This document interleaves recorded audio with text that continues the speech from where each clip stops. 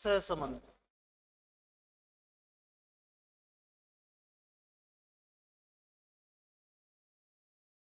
सहसंबंध किसके बारे में क्या बताता है या अपन क्यों पढ़ते हैं?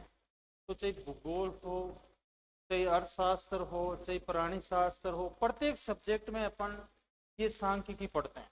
लगभग प्रत्येक सब्जेक्ट में आप सांख्यिकी पढ़ते हैं। बीएड में भी आपके सांख्यिकी होगी।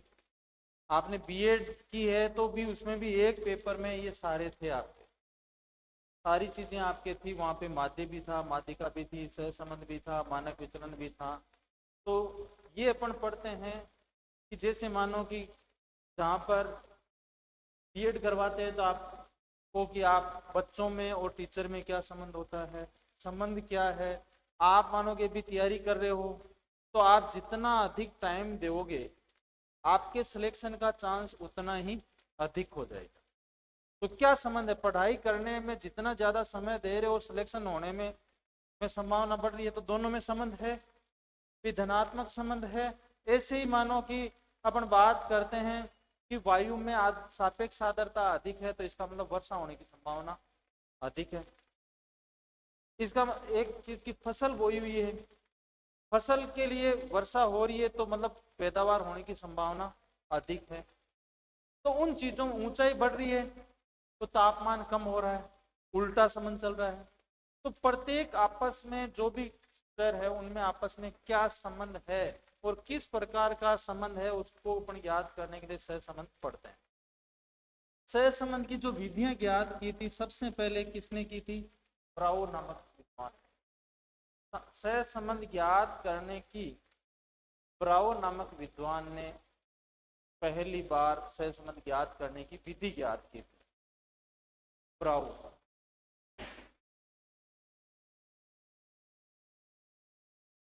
फिर 2 नंबर पे जो सहसंबंध ज्ञात करने की बिंदु रेखीय विधि ज्ञात की थी वो गाल्टन।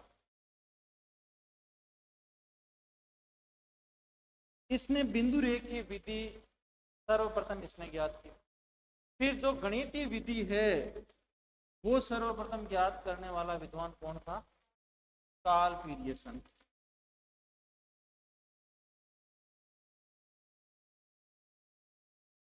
कार्ल पीरियसन ने सहसंबंध ज्ञात करने की गणितीय विधि की खोज की 1890 में।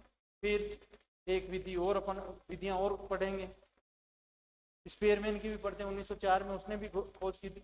तो सहसंबंध दो चर है उनमें आपस में क्या संबंध है, इस साल वर्षा अच्छी हुई है तो फसल पैदावार की क्या संभावना है उसका, या फसल और तापमान में क्या संबंध है। ये अपन गर्मी में वर्षा ऋतु में गेहूं नहीं बोते हैं, क्यों? क्योंकि उसके लिए कम तापमान की आवश्यकता होती है, कम जल की आवश्यकता होती है। तो अपन उन चीजों का अध्ययन सहसंबंध में करते हैं। तो सहसंबंध ज्ञात करने की जो सर्वप्रथम विधि की खोज की थी ब्राउन नामक विद्वान। बिंदु रेखीय विधि की खोज की थी गोल्टन ने। और जो गणितीय विधि है उसकी खोज करने वाला विद्वान कौन था? कार्ल पीरियसन था। अब अपन सहसंबंध के प्रकार पर बात करते हैं कि सहसंबंध के प्रकार कौन कौन से होते हैं। तो सहसंबंध के प्रकार होते हैं धनात्मक सहसंबंध, ऋणात्मक सहसंबंध,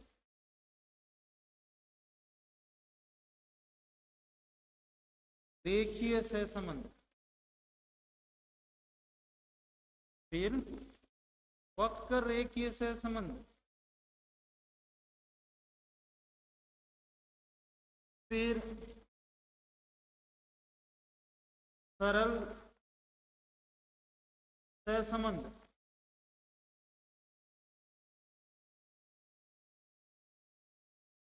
बहुगुणी सहसंबंध,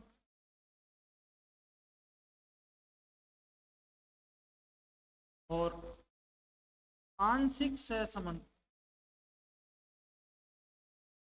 आंशिक सहसंबंध। तो ये अपन सहसंबंध के प्रकार पढ़ेंगे कि सहसंबंध के प्रकार कौन कौन से हैं। धनात्मक सहसंबंध, ऋणात्मक सहसंबंध, रेखीय सहसंबंध, वक्र रेखीय सहसंबंध, सरल सहसंबंध, बहुगुणी सहसंबंध और आंशिक सहसंबंध। ये अपन सहसंबंध के प्रकार पढ़े और फिर सहसंबंध ज्ञात करने की विधियां भी। अब धनात्मक सहसंबंध किसे कहते हैं और ऋणात्मक सहसंबंध किसे कहते हैं? ये अपन धनात्मक सहसंबंध है वो किसे कहेंगे और ऋणात्मक सहसंबंध किसे कहेंगे? जैसे पहली बात करते हैं अपन धनात्मक सहसंबंध। धनात्मक सहसंबंध, यदि कोई भी दो चर मूल्य है, उनकी घटने और बढ़ने की दिशा एक ही होती है, घटने और बढ़ने की दिशा एक ही होती है, तो सहसंबंध किस प्रकार का है? धनात्मक है। जैसे आपको उदाहरण के लिए कि x और y चर में सहसंबंध ज्ञात करना है। x चर 4, 6, 8, 10 और 12 है, तो y चर 10, 12, 14, 16 और 18 है। तो सहसंबंध किस प्रकार का होगा? धनात्मक सहसंबंध है। किस प्रकार का सहसंबंध है? धनात्मक, क्योंकि दोनों ही बढ़ रहे हैं, दोनों ही बढ़ रहे हैं। अपन आगे ज्ञात करेंगे कितना धनात्मक है, पूर्ण, इसमें है पूर्ण धनात्मक, लेकिन आगे बताएंगे क्या है। अब इन्हीं आंकड़ों को मैं ये लिख देता हूं, जैसे यहां पर अलग लिख देता हूं x और y, 18, 16, 14, 12 और 10, इधर लिख देता हूं 12, 10, 8, 6 और 4। अब इन आंकड़ों में किस प्रकार का सहसंबंध है, इनमें किस प्रकार का सहसंबंध है? इनमें ऋणात्मक और इनमें धनात्मक नहीं, दोनों में ही धनात्मक सहसंबंध है। दोनों में ही क्या है? धनात्मक सहसंबंध है। देखो उसमें अपन कह रहे हैं कि दोनों की बढ़ने और घटने की दिशा एक ही हो, दोनों की बढ़ने की घटने की दिशा एक ही हो तो धनात्मक सहसंबंध होता है। तो क्या होता है? इसमें दोनों बढ़ रहे हैं, इसमें दोनों घट रहे हैं। जैसे कि आप पढ़ने का जैसे जैसे टाइम बढ़ाते जाओगे, सिलेक्शन होने की संभावना बढ़ती जाएगी, ठीक है ना? और जैसे जैसे आप नींद लेने की का टाइम कम करते जाओगे, सिलेक्शन होने की संभावना बढ़ती जाएगी। तो वो क्या है? उल्ट भी नींद लेने का टाइम बढ़ाते जाओगे तो सिलेक्शन होने का चांस कम हो जाएगा, और नींद लेने का टाइम कम करते जाओगे तो सिलेक्शन होने का चांस बढ़ते जाएंगे। अब मानो कि कोई भी दो व्यक्ति है कि उनमें मित्रता इतनी है कि उनका पहले वजन, जैसे इनका वजन बराबर था या अनुपातिक था, तो इस विद्वान ने या इस व्यक्ति ने ये कहा कि मैं आज से पहले 3 चपाती खाता था, अब मैं 4 खाता। ये पहले मानो कि 9 खाता था तो ये 10 बढ़ा दी। फिर अगले दिन या 5 दिन बाद में इसने 6 की तो इसने भी 12 कर दी। तो ये दोनों ही क्या है? बढ़ा रहे हैं, इनको वजन बढ़ाना है। दोस्ती पक्की है इनकी, दोस्ती इनकी पक्की है, इसका मतलब धनात्मक सहसंबंध है इनमें, पॉजिटिव दोस्ती है इनके पास। अब ये मानो कोई व्यक्ति है जिनका वजन बढ़ गया, दो दोस्त है कि ये मानो कि पहले ये 14 खा रहा था और 20 खा रहा था, तो ये भी दोनों 2-2 कम कर दी, 2-2 कम कर दी। फिर अगले दिन और कम कर दी, 2-2 और कम की, और कम की। अब रोज कम करें, इसका मतलब इनमें भी दोस्ती पक्की है, तो धनात्मक सहसंबंध है। अब ऋणात्मक सहसंबंध की अपन बात करते हैं कि ऋणात्मक सहसंबंध में एक समय के चर बढ़ते हैं और एक एक घटते हैं। भी एक जो चर है, एक जो x या y में एक के आंकड़े बढ़ेंगे और एक के आंकड़े घटेंगे। विपरीत संबंध होगा कि तुम जिस दिशा में या आप जिस दिशा में जाओगे मैं उसका उल्टा चलूंगा, तो वो क्या हो गया? विरोधी हो गया। तो वो ऋणात्मक सहसंबंध है। जैसे अब मैं लिख दूं x और y, जैसे इन्हीं आंकड़ों को लिखता हूं, ये 4, 6, 8, 10, ये लिख देता हूं 18, 16, 14, 12 और इधर मानो कि मैं 12 लिख देता हूं तो इधर 10। तो ये क्या है? ये कम हो रहा है और ये बढ़ रहा है। वही आंकड़े हैं। अब इनमें क्या है, ऋणात्मक सहसंबंध। तो धनात्मक के लिए तो ये लाइन लिखी है कि एक चर बढ़ रहा है दूसरा चर भी बढ़ रहा है तो धनात्मक सहसंबंध। एक चर घट रहा है तो दूसरा भी घट रहा है तो धनात्मक सहसंबंध है। एक बढ़ रहा है एक घट रहा है तो ऋणात्मक सहसंबंध है। भी उसमें इस प्रकार कि निम्न में से किन आंकड़ों में धनात्मक या ऋणात्मक सहसंबंध, ऑप्शन दे दिया जाएगा कि निम्न में से किस में धनात्मक सहसंबंध है। पहला, x बढ़ रहा है तो y घट रहा है। दूसरा, x बढ़ रहा है तो y घट रहा है। एक में x घट रहा है तो y बढ़ रहा है। इस प्रकार तीन ऑप्शन दे देंगे। चौथा ऑप्शन ये देंगे x घट रहा है तो y भी घट रहा है। क्यों बढ़ने वाला नहीं देंगे वहां पे ऑप्शन, क्योंकि बढ़ने वाले में तो आप आंसर करने की संभावना बढ़ जाती है। इस सभी तुक्का लगाएंगे तो फिर उस पे लगाएंगे, लेकिन इस पे तुक्का नहीं लगाएंगे। कि धनात्मक सहसंबंध में निम्न में से किन चरों के मध्य धनात्मक सहसंबंध है। x बढ़ रहा है तो y घट रहा है। x बढ़ रहा है y घट रहा है। एक ऑप्शन ये हो गया। बी में ये लिख देंगे कि x घट रहा है और y घट रहा है। फिर सी ऑप्शन लिख देंगे दोनों में कोई परिवर्तन नहीं है। दोनों में कोई परिवर्तन नहीं है, या एक बढ़ रहा है एक में परिवर्तन नहीं, एक में परिवर्तन नहीं। और एक ऑप्शन लिख देंगे x घट रहा है और y भी घट रहा है। तो क्या होगा, धनात्मक सहसंबंध के लिए ये आएगा।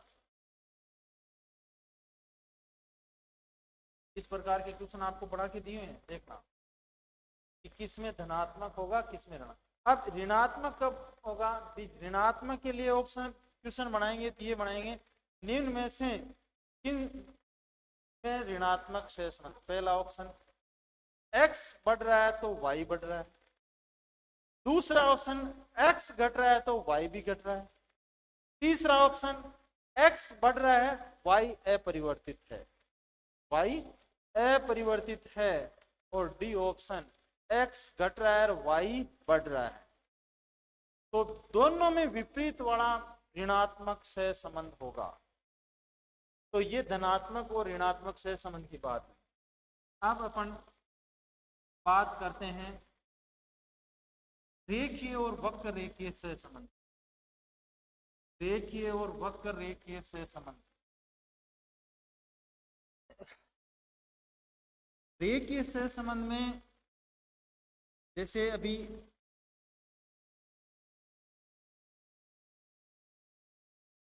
x और y की जो श्रेणी लिखी थी अपन ने, वापस वही लिख देता हूं, या 4, 6, 8, 10 और 12, 12, 14, 16, 18 और 20। ये किस प्रकार का सहसंबंध है, रेखीय सहसंबंध है। किस प्रकार का सहसंबंध है, रेखीय सहसंबंध है। जब एक में एक जो चर है उसमें परिवर्तन हो रहा है तो दूसरे चर में उसी के अनुपात में परिवर्तन होता है, अनुपात स्थिर रहता है, तो क्या कहलाता है, रेखीय सहसंबंध कहलाता है। एक जैसे मान लिया कि वेतन इतना बढ़ना है, वेतन मान लिया कि 50% बढ़ गया आपका, तो मैं एक साल मानो कि 50% बढ़ा, दूसरी साल भी 50% बढ़ा, तीसरी साल भी 50% बढ़ा, या चौथी साल 100% बढ़ गया वेतन, मान लिया कि 100% बढ़ गया। अब ये है कि 50% बढ़ा, उस समय भी महंगाई 10% बढ़ी, तो 50 बढ़ा फिर 10 और बढ़ गई, उस साल भी महंगाई। ये बढ़ा तो भी महंगाई जो पहले थी उससे 10 और बढ़ गई, और इसमें मानो कि डबल हुआ तो पहले से 20 बढ़ गई। इसका मतलब एक अनुपात में बढ़ी है, एक अनुपात में बढ़ी है, तो क्या है, रेखीय सहसंबंध है। मानो कि ऊंचाई 4 सेमी बढ़ी तो सॉरी ये तो मैंने, हाँ ऊंचाई 4 सेमी बढ़ी, वायुदाब इतना, तापमान सॉरी वर्षा की संभावना इतनी थी, फिर इतनी बड़ी, इतनी बढ़ गई, इतनी हो रही है, इतनी हो रही है, इस प्रकार दोनों एक ही अनुपात में चल रहे हैं या तो रेखीय से संबंध होता है। अब मानो कि महंगाई इस यहाँ पर तो 50% आपका पेमेंट बढ़ा तो महंगाई 10%, अगले साल में पेमेंट तो 50 ही बढ़ा है लेकिन महंगाई 40% बढ़ गई, तो मतलब अनुपात समान नहीं रहा है। अनुपात समान नहीं है तो वो क्या कहलाता है? वक्र रेखीय सहसंबंध। वक्र रेखीय सहसंबंध। जब एक चर जो स्वतंत्र चर या आश्रित चर है उनमें से एक चर में परिवर्तन होने पर दूसरे चर में भी उसी अनुपात में परिवर्तन होता है तो रेखीय सहसंबंध कहलाता है, चाहे वो उल्टी दिशा में भी क्यों नहीं हो। अब मैं इसको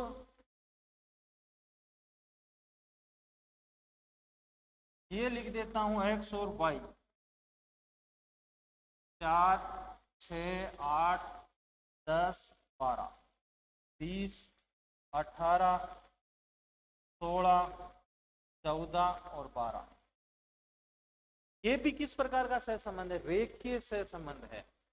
भी ये बढ़ा, ये 2 बढ़ा तो ये 2 घटा है, परिवर्तन तो अनुपात में है ना। ये 2 बढ़ा है फिर तो ये भी 2 घटा है, तो अनुपात में ही आ रहा है।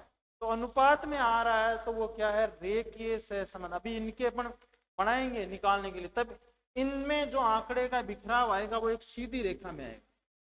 इनमें इस प्रकार आएगा और उनमें इस प्रकार आएगा, लेकिन एक सीधी रेखा में होगा, तो वो रेखीय सहसंबंध है। अब मैं इसको वक्र रेखीय वाला आंकड़े बना देता हूं।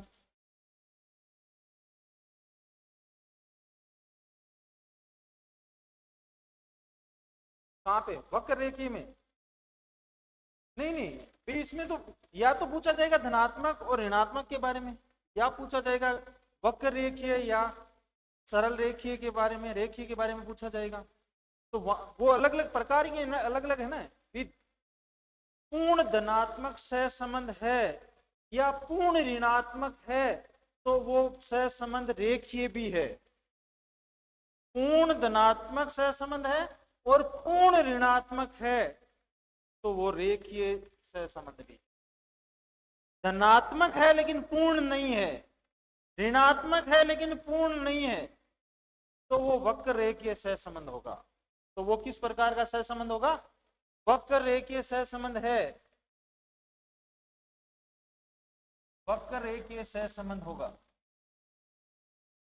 देखो अभी बात करते हैं उस पे कि x और y, यहाँ पे 4 बढ़ रहा है, 6 बढ़ रहा है, 8 बढ़ रहा है, 10 बढ़ रहा है और 12, ये दो बढ़ रहा है। अब यहाँ पर 6 था तो 2 कम होके 4 रह गया, अगली जगह 10 हो गया, अगली टाइम 8 हो गया, फिर 16 हो गया। अब ये क्या है? ये वक्र रेखीय सहसंबंध है, अनुपात में नहीं बढ़ा है, अनुपात में नहीं बढ़ा है। अब मैं दोनों का ही आपको बना देता हूं।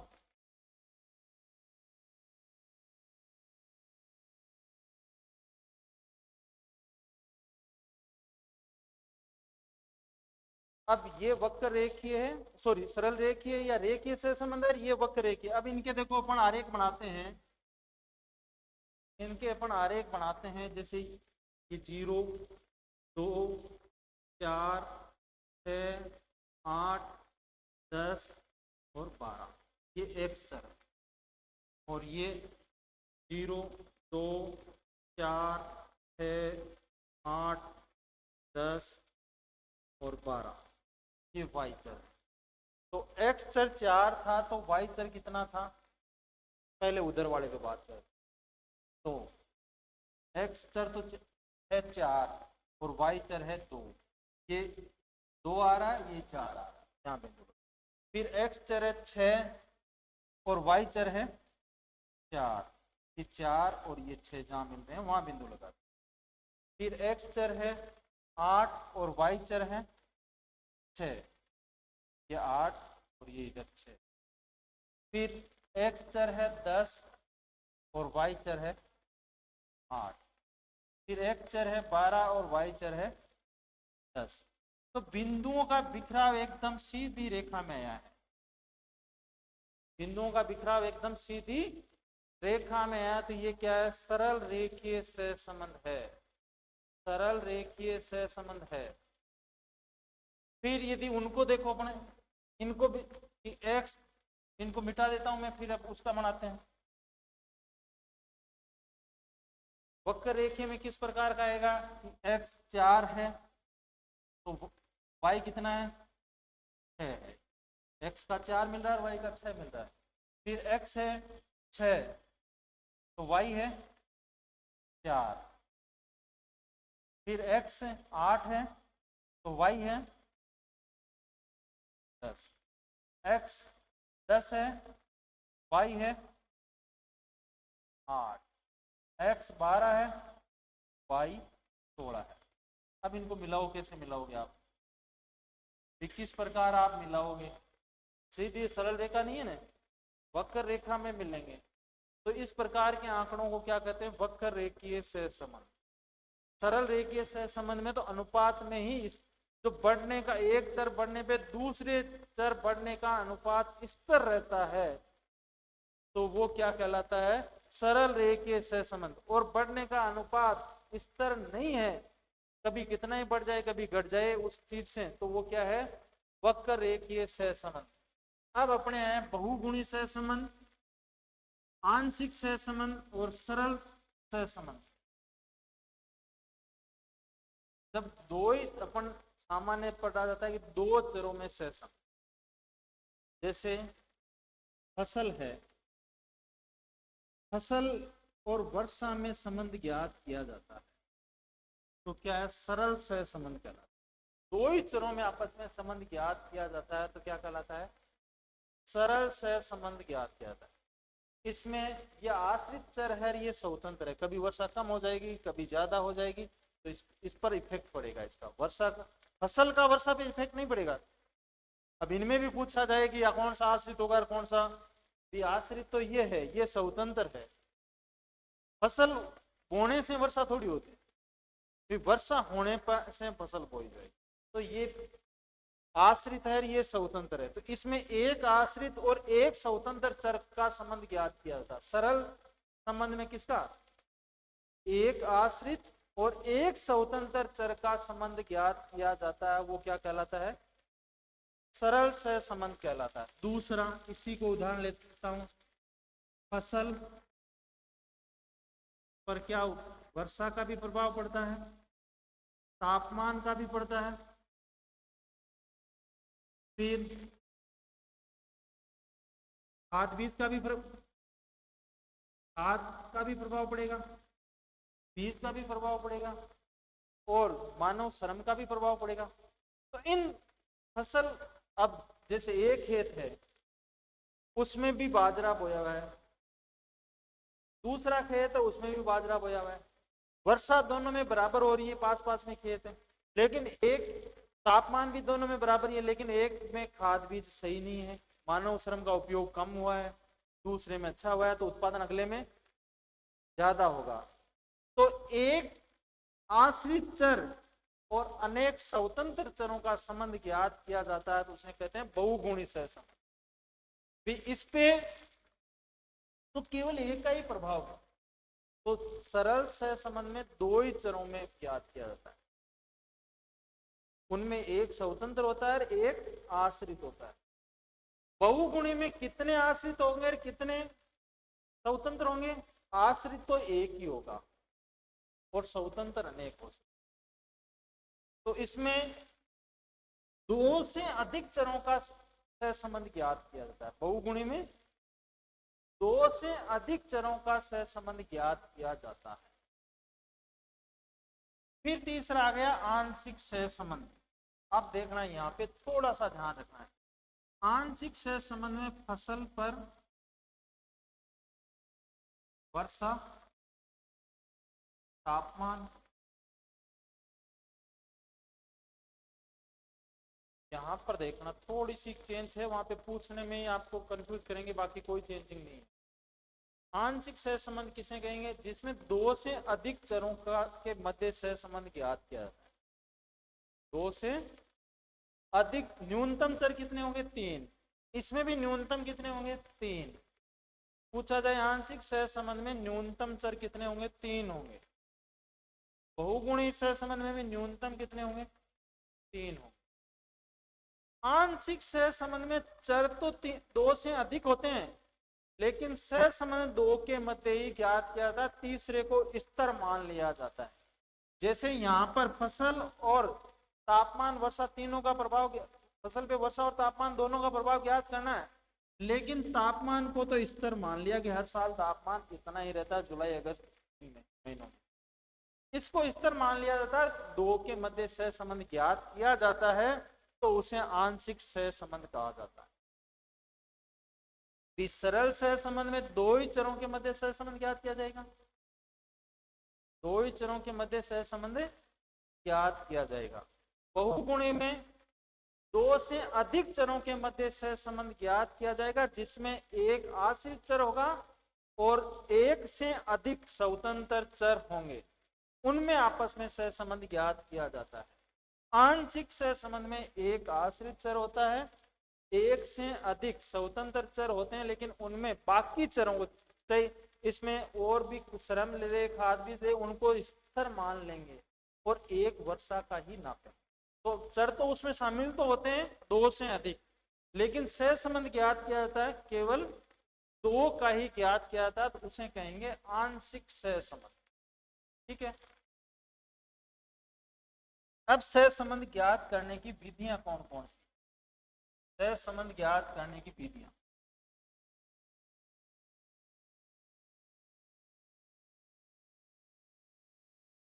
वापस बताऊं तीनों। जैसे पहला है फसल और वर्षा, दो ही चरों का जहां पर सहसंबंध ज्ञात किया जाता है उसे क्या कहते हैं? सरल सहसंबंध। जैसे मान लिया कि आपकी पढ़ाई का टाइम और सिलेक्शन का रेशो, भी आप 20 स्टूडेंट आप यहाँ पर पढ़ रहे हो, उनका रोज का टाइम नोट किया जाता है, ये इतने घंटे पढ़ रहा है, ये इतने घंटे पढ़ रहा है, पूरी जितना एग्जाम तक आप पढ़े उसके घंटे काउंट कर लिए, उनमें से सिलेक्शन का रेशियो ज्ञात कर लिया कि सिलेक्शन किनका हुआ? जो ज्यादा पढ़ रहे हैं उनका। तो यहाँ पर भी अपन, क्योंकि वर्षा जहां पर ज्यादा हो रही है वहां पर उत्पादन ज्यादा हो रहा है, तो उन दोनों चीजों का संबंध ज्ञात करने हैं, उसे सरल सहसंबंध कहा जाता है। इसमें कोई भी होंगे, उसमें एक चर तो होगा आश्रित और एक चर होगा स्वतंत्र। बहुगुणी सहसंबंध के अंदर फसल पर अपन ज्ञात करेंगे किस किन का प्रभाव, फसल उत्पादन में किन किन का प्रभाव पड़ेगा? तो वर्षा है, तापमान है, खाद बीज है, श्रम है, मशीनीकरण है, जो भी चीजें हैं उनका अपन प्रभाव ज्ञात कर, तो उन सब का एक साथ सहसंबंध ज्ञात किया जाता है, तो उसे कहते हैं बहुगुणी सहसंबंध, जिसमें एक चर आश्रित होता है और एक से अधिक स्वतंत्र चर होता है। अब आंशिक सहसंबंध दोनों के बीच का है, इसमें तो शामिल ही दो ही करे हैं अपन ने, और दो का ही सहसंबंध ज्ञात किया है, इनमें शामिल भी अधिक किए हैं और ज्ञात भी अधिक किए। आंशिक सहसंबंध में फसल है, उसमें वर्षा, तापमान और अन्य कारकों को सम्मिलित किया गया। तीन तो करते हैं शामिल, तीन से अधिक हो सकते हैं, लेकिन इनमें संबंध दो का ही ज्ञात किया जाता है, उन बाकी को क्या कर लिया जाता है? स्थिर मान लिया जाता है। संबंध तो दो का ही ज्ञात किया जाएगा, बाकी को स्थिर मान लिया जाएगा। तो आपको पूछा जाए कि सरल सहसंबंध में कितने चरों के मध्य संबंध ज्ञात किया जाता है? दो के मध्य, जिनमें एक स्वतंत्र होगा और एक आश्रित होगा। बहुगुणी सहसंबंध में दो से अधिक, न्यूनतम कितने? तीन, तभी तो बहुगुणी कहेंगे। आंशिक सहसंबंध में दो से अधिक मतलब न्यूनतम तीन, लेकिन तीसरे चर को स्थिर माना जाता है, संबंध दो के मध्य ही ज्ञात किया जाता है, उसे कहते हैं आंशिक सहसंबंध। ये इतना ही फर्क है। ठीक, आगे बढ़े।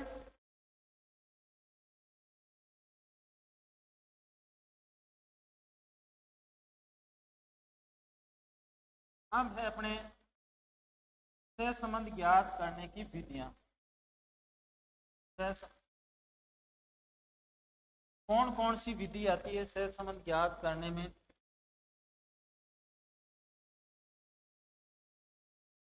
विक्षेप चित्र, विक्षेप चित्र या प्रकीर्ण चित्र,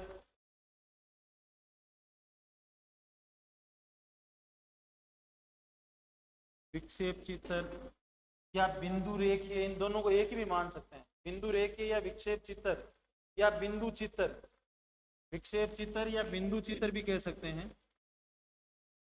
और दूसरी विधि इसी की अपन बनाए तो बिंदु रेखीय विधि, एक में अपन बिंदु और दूसरे में बिंदु रेखीय या रेखीय विधि, बिंदु रेखीय। तीसरी विधि है काल पीरियसन सहसंबंध।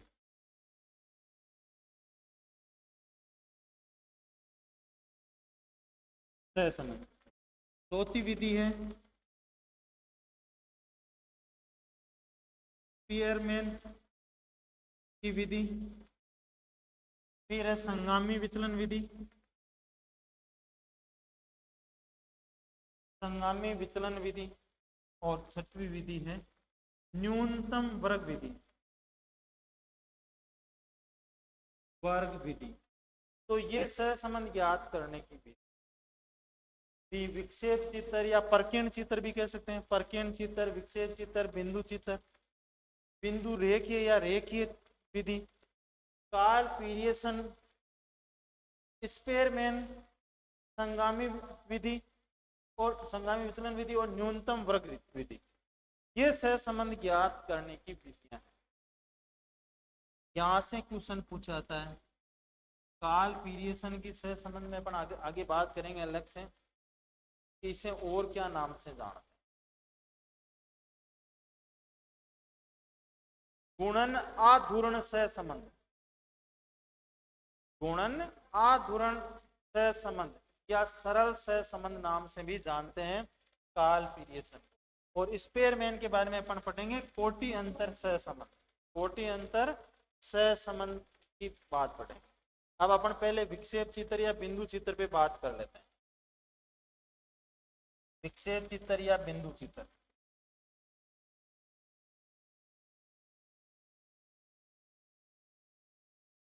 विक्षेप चित्र, बिंदु चित्र या बिंदु रेखीय, दोनों पे अपन साथ ही बात कर लेते हैं। यदि पूछा जाए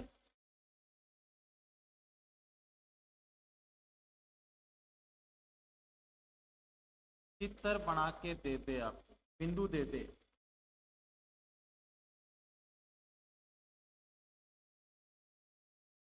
डॉट डॉट बना के दे दे, फिर इसमें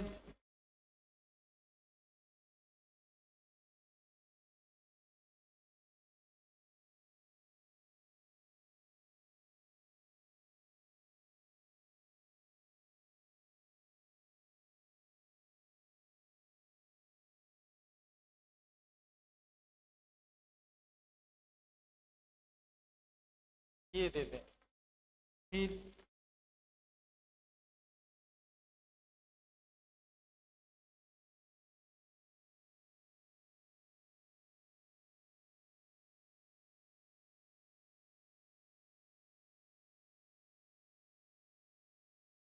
ये दे दे। देखो बिंदुओं का बिखराव इस प्रकार का है कि कोई पता नहीं चल रहा है कि सहसंबंध किस प्रकार का, तो इसका मतलब सहसंबंध का अभाव है, सहसंबंध का अभाव है, सहसंबंध का अभाव है। अब मानो कि आपके सिलेक्शन, कि आपका सिलेक्शन होगा या नहीं होगा, सिलेक्शन होगा या नहीं होगा, उसका और वर्षा का संबंध क्या है? कोई संबंध नहीं है, कोई संबंध नहीं है। इसका मतलब यहाँ पर किसी प्रकार का सहसंबंध नहीं है। इस प्रकार के आंकड़े दे दिया जाए, इसका मतलब कोई भी सह संबंध नहीं है। अब इसमें बिंदुओं का बिखराव बाएं नीचे से दाएं ऊपर की ओर बढ़ रहा है, तो इसका मतलब धनात्मक सहसंबंध है, धनात्मक सहसंबंध होगा, धनात्मक सहसंबंध होगा। और यहां बाएं ऊपर से दाएं नीचे की ओर है, ऋणात्मक सहसंबंध है। और यहां पर पूर्ण धनात्मक है, पूर्ण धनात्मक सहसंबंध है। और यहां पूर्ण ऋणात्मक सहसंबंध है, पूर्ण ऋणात्मक सहसंबंध है, पूर्ण ऋणात्मक सहसंबंध है। यहां कोई सहसंबंध नहीं है, यहां धनात्मक सहसंबंध है, यहां ऋणात्मक सहसंबंध है, पूर्ण धनात्मक है, पूर्ण ऋणात्मक। अब देखो यहां से पूछा जाएगा अपन सहसंबंध का मान 0 से +1 और 0 से -1, तब +1 से -1 के मध्य से संबंध कहीं पर भी 0 से लेकर कहीं पर भी आ सकता है, 0 से 0.25 भी आ सकता है, 0.50 भी आ सकता है, 0.75 भी आ सकता है, 1 भी आ सकता है, -0.75 आ सकता है, 0.50 आ सकता है, 0.25 आ सकता है, -1। मतलब यहां से लेकर इनके मध्य ही उत्तर आएगा, एक से अधिक उत्तर इसका नहीं आएगा। -1 से लेकर +1 के मध्य ही उत्तर आएगा। आगे अपन बात करेंगे इसी में कि ये दे दे आपको चित्र, ये चित्र दे दे और पूछा जाए सहसंबंध का मान क्या होगा, तो 0 करना है।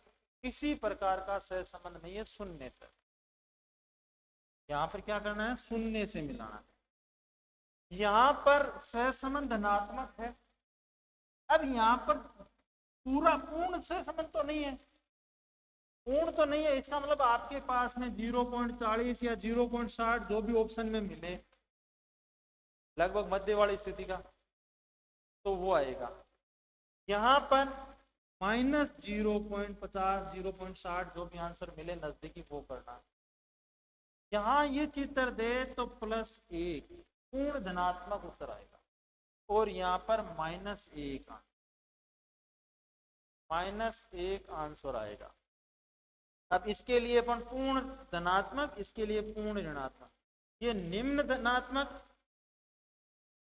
ये मानो कि यहाँ 25 से लेकर 75 के बीच में होगा कोई भी, उसको कहते हैं मध्यम धनात्मक, और 75 से अधिक वाले को कहते हैं उच्च धनात्मक, 25 से कम वाले को निम्न धनात्मक, 25 से लेकर 75 तक मध्यम, और 75 से अधिक उच्च धनात्मक सहसंबंध। इसी प्रकार ऋणात्मक में आ जाएगी बात।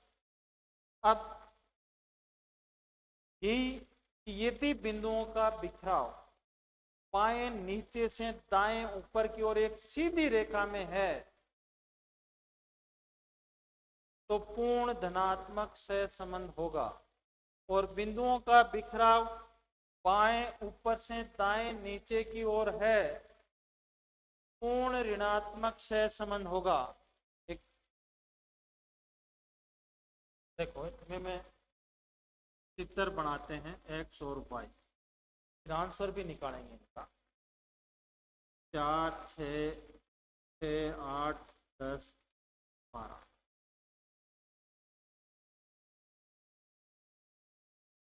ये है, ये इनका बिंदुओं का बिखराव एकदम सीधी रेखा में आएगा। बिंदुओं का बिखराव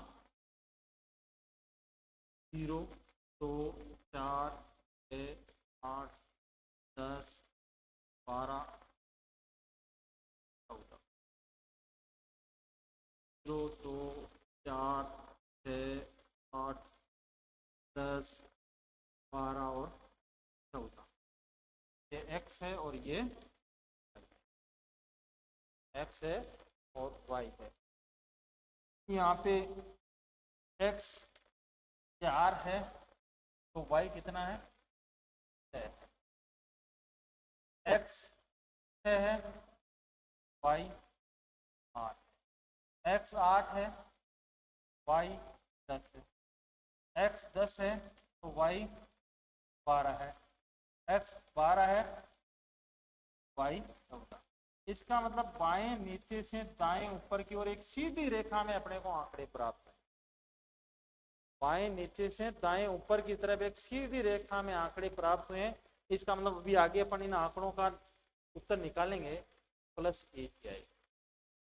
और आपको निकालना नहीं, इस प्रकार के आंकड़े आ गए, उनका आपने चित्र बना लिया और यदि सीधी रेखा में बिंदुओं का बिखराव आ रहा है तो आपको प्लस 1 आंसर करना है, प्लस 1 आंसर करना है आपको। अब इन्हीं चीज को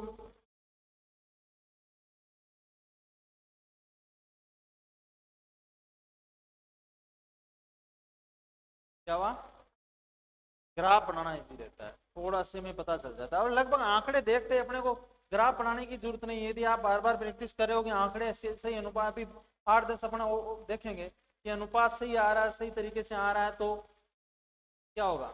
जैसे अब मैं इनको लिख देता हूं, देखो यहां पर मैं चेंज करके देखू, यहां देखो ये 10 होगा,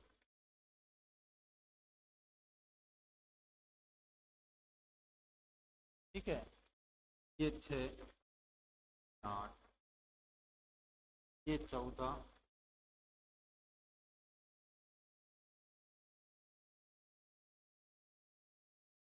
यहाँ पर 8,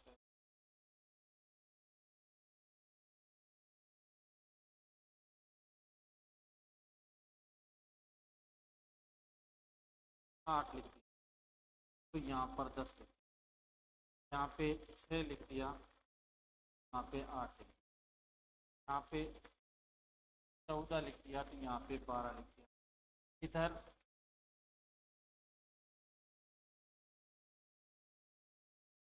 12 लिख दिया, तो यहाँ 14 लिख दिया, तो यहाँ पे 16, यहाँ पे 16, यहाँ पे 14, यहाँ पे 14, यहाँ पे 10 लिख दिया, तो यहाँ पे 12, ये बात ठीक है।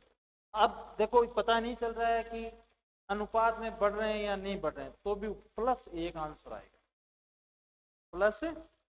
अब ये आंकड़े हैं, अब मैंने लिख दिए हैं, अनुपात में आपको लग रहा है कि कैसे कोई अनुपात नहीं बढ़ा, लेकिन देखो यहाँ इनको सेट करो, इस चित्र पे आप इनको सेट करो, आपको पता चल जाएगा कि एक उत्तर आएगा प्लस का। देखो x कितना है, 4 है, और y कितना है, बिंदु सही लगाया, अगले में x कितना है, 8, और y कितना है,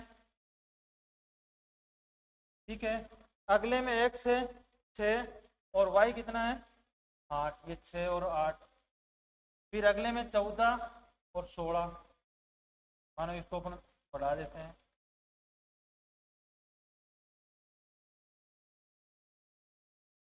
ठीक है, फिर अगले में 12 और 14, फिर अगले में 10 और 12। बिंदुओं का बिखराव कैसे आ रहा है, एक सीधी रेखा में आएगा, ये तो इनका भी अपन निकाल के देखेंगे, प्लस 1 ही आंसर आएगा, इनका आंसर भी क्या आएगा, प्लस 1 ही आएगा। तो बिंदुओं का बिखराव बाएं नीचे से दाएं ऊपर की ओर एक सीधी रेखा में आएगा, तो इसका मतलब पूर्ण धनात्मक सहसंबंध है। तो अपन इसमें कैलकुलेशन करने की जरूरत ही नहीं है, ये देख के भी अपन कर सकते हैं कि आंसर क्या आएगा। आप देखो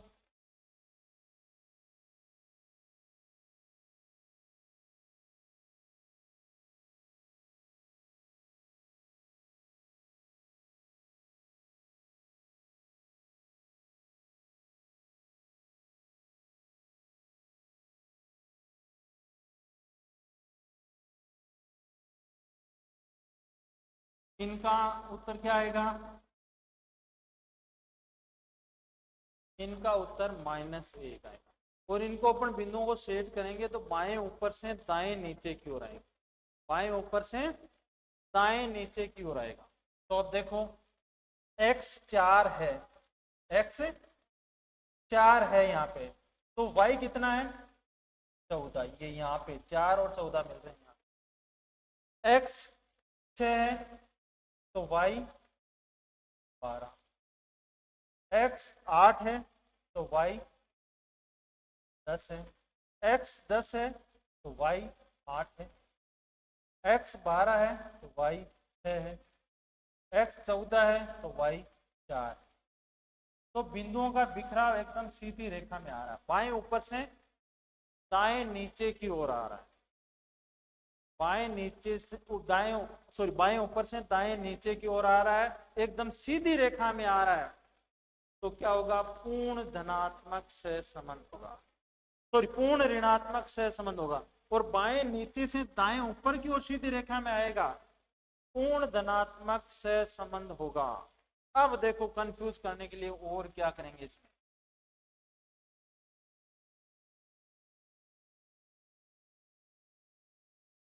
यहाँ पूर्ण वाले में कंफ्यूज करेंगे आप। जैसे ये y है, ये x है, कोई आंकड़ा नहीं लिखेंगे। बिंदुओं का बिखराव एकदम सीधी रेखा में बाएं नीचे से दाएं ऊपर की ओर है तो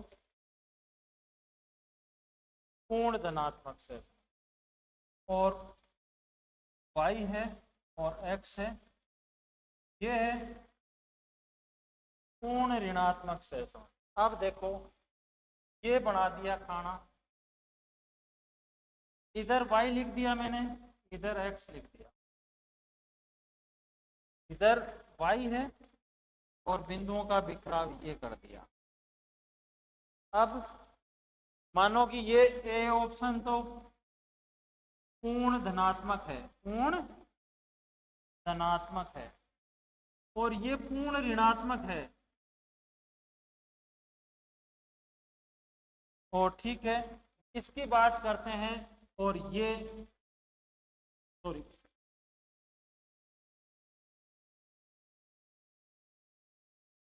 यहां पे बना देता हूं छोटा चित्र, ये y लिख दिया और ये x है, और इसमें मैं x लिख। अब ये और ये बताओ इनमें क्या है,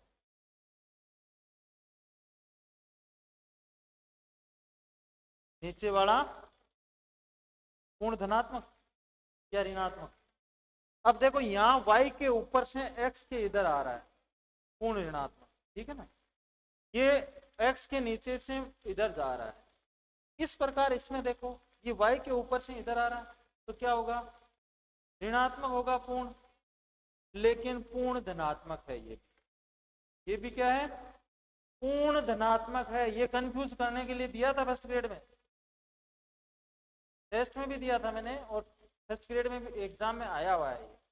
ये भी क्या होगा, पूर्ण धनात्मक होगा। अभी इसी पे समझाऊंगा मैं, पूर्ण धनात्मक होगा, ये पूर्ण धनात्मक होगा, और ये पूर्ण ऋणात्मक होगा। तो इसका मतलब ये लिखा आ जाए कि चमक है बाएं नीचे से दाएं ऊपर की ओर बढ़ रहे हैं, तो फिर एक्स वाई किधर ही लगाए, चाहे इधर एक्स लगा दे इधर वाई लगा दे, कोई फर्क नहीं पड़ेगा। बाएं नीचे से दाएं ऊपर की ओर है तो पूर्ण धनात्मक, बाएं ऊपर से दाएं नीचे की ओर है तो पूर्ण ऋणात्मक सहसंबंध होगा, पूर्ण ऋणात्मक सहसंबंध होगा। तो इसमें देखो बाएं ऊपर से दाएं, एक्स वाई कहीं पर भी लगाए, एक्स इसकी जगह यहां लगा दे तो कोई फर्क नहीं पड़ेगा। इनका भी अपन खाना बना दे ये, और ये एक्स यहाँ नहीं यहाँ लिख देता हूं तो भी कोई नहीं पड़ेगा। बाएं नीचे से दाएं ऊपर की ओर दिया हुआ है तो पूर्ण धनात्मक, बाएं ऊपर से दाएं नीचे की ओर दिया हुआ तो पूर्ण ऋणात्मक। अब देखो अभी आपको क्लियर समझ में नहीं आएगा, इस चित्र का तो अंतर अलग ही पूरा हो रहा है। अब देखो मैं इसी को पूरा बात कर रहा हूं।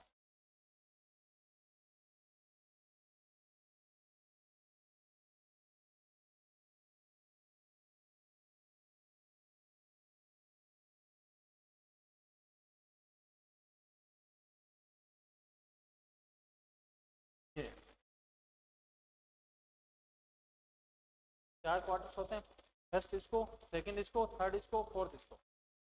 ये शून्य लिख देते हैं अपन यहाँ पे, ये एक्स है, ये भी एक्स है, ये वाई है, ये भी वाई है। यहाँ आपने 2 4 6 8 10, 12 जितने भी आपके दिए हुए आंकड़े वो लिखिए। इधर आपने 2, 4, 6, 8, 10, 12, इधर -2, -4, -6, -8, -10 और -12। इधर भी आपने -2, -4, -6, -8, -10 और -12। अब चाहिए इस खाने में बनेगा इधर से इधर की ओर तो भी पूर्ण ऋणात्मक, पूर्ण धनात्मक, और इसमें भी इधर से इधर बनेगा पूर्ण धनात्मक। इस खाने में भी इधर से इधर बनेगा तो पूर्ण धनात्मक। बाएं और इसमें इस साइड से इस साइड बनेगा तो भी पूर्ण धनात्मक। अब देखो इसमें कि यहाँ माइनस के थे 12 और यहाँ प्लस के 2 थे। फिर अगले वाले में मानो कि माइनस के 2 कम हो गए, इसका मतलब बढ़ा है ना, बढ़ोतरी हुई है और इधर भी बढ़ोतरी हुई है, तो इसका मतलब दोनों में ही बढ़ोतरी हो रही है ना, दोनों में ही बढ़ोतरी हो रही है। तो बाएं नीचे से दाएं ऊपर की ओर चल रहा है। इसमें देखो 2 था, ये तो अपन बना ही रहते कि दोनों ही बढ़ रहे हैं अनुपात में, तो दोनों ही बढ़ रहे हैं तो धनात्मक है पूर्ण। और इसमें भी ये कम हो रहा है, मतलब माइनस में हो रहा है और वो माइनस कम हो रहे हैं। मान लिया कि आपके पास माइनस में 100 रुपए थे, आपने 10 चुका दिए तो कर्जा कम हुआ है, तो इसका मतलब आपके पैसों में बढ़ोतरी हुई है। तो दोनों में इधर बढ़ोतरी हो रही है। इधर देखो कि ये प्लस में 12 था, ये सॉरी माइनस में 12 और प्लस में 12 दोनों ही माइनस में है और दोनों का माइनस कम हो रहा है, दोनों का ही कम हो रहा है। तो अपन कम वाले में भी दोनों ही घट रहे हैं, दोनों ही घट रहे हैं तो भी। और इसमें देख लो एक प्लस वाला है एक, तो इधर माइनस कम होगा तो ये बढ़ता जाएगा। एक माइनस कम हो रहा है एक इधर बढ़ रहा है, तो कोई सा भी कैसे भी एक्स वाई लिख के देते, क्योंकि एग्जाम में यही भी कोई पेपर बनाता है एग्जामिनर, तो वो यही सोच के फिर गलत होते हैं, तो फिर वो हंसते भी है कि देखो कितने इजी तरीके से पागल बन गए बच्चे, भी कितने इजी तरीके से पागल बन गए। तो बिल्कुल इजी क्वेश्चन दिया था, वो ही दिया था तो भी गलत करके आ जाता। अब इसी को अपन ऐसे लिख दो सही। अब इनको ये चारों खानों में आप ऐसे लिख कर दो, पूर्ण ऋणात्मक, पूर्ण ऋणात्मक, पूर्ण ऋणात्मक और इसका भी पूर्ण ऋणात्मक, बाएं ऊपर से दाएं नीचे की ओर। चारों ही चित्र है पूर्ण ऋणात्मक के ही है। तो वो यहां तो मैंने ऐसे बनाया, वहां पर वो इस प्रकार खाना बना के देंगे, इधर y लिखेंगे और इधर x लिखेंगे। इधर वाले में ये x इधर लिख देंगे और y इधर लिख देंगे, या y इधर लिख देंगे। कहीं पर भी दे बाएं ऊपर से दाएं नीचे की ओर आए पूर्ण ऋणात्मक ही होगा, और यदि बाएं नीचे से दाएं ऊपर की ओर जा रहा है तो पूर्ण धनात्मक होगा, सीधी रेखाओं में बिंदुओं का बिखराव है तो। ठीक है, इसमें कोई दिक्कत नहीं है।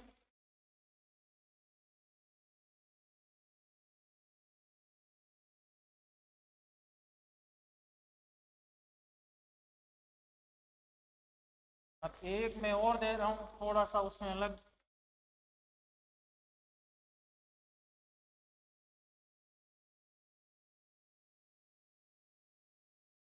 लाइन लिखी हुई नहीं है तो लिख भी लेना।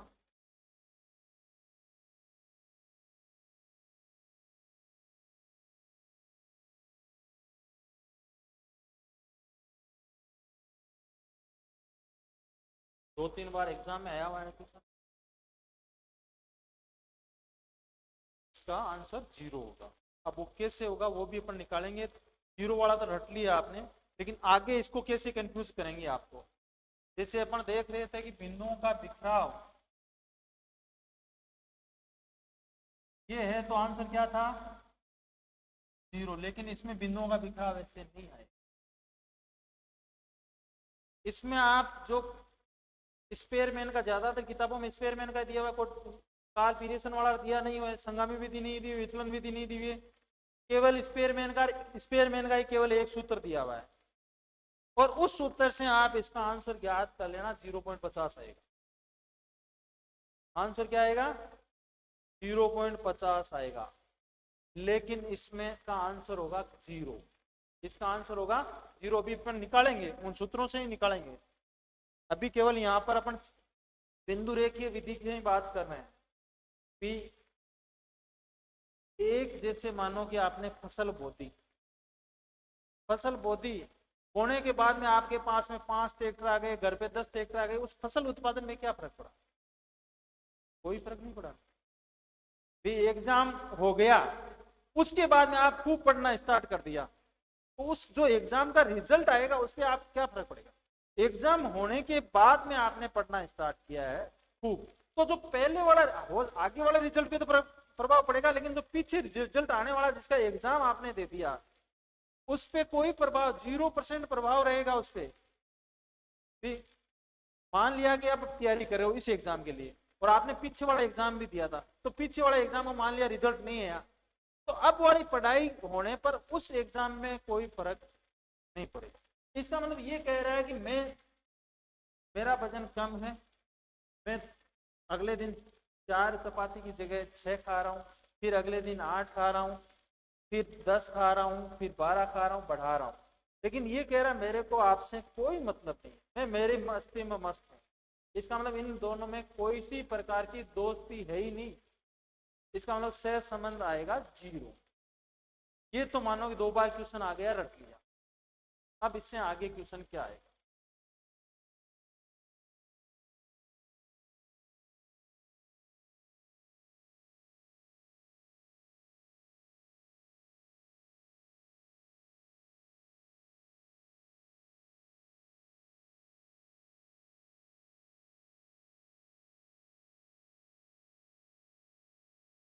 ठीक है, ये वाई।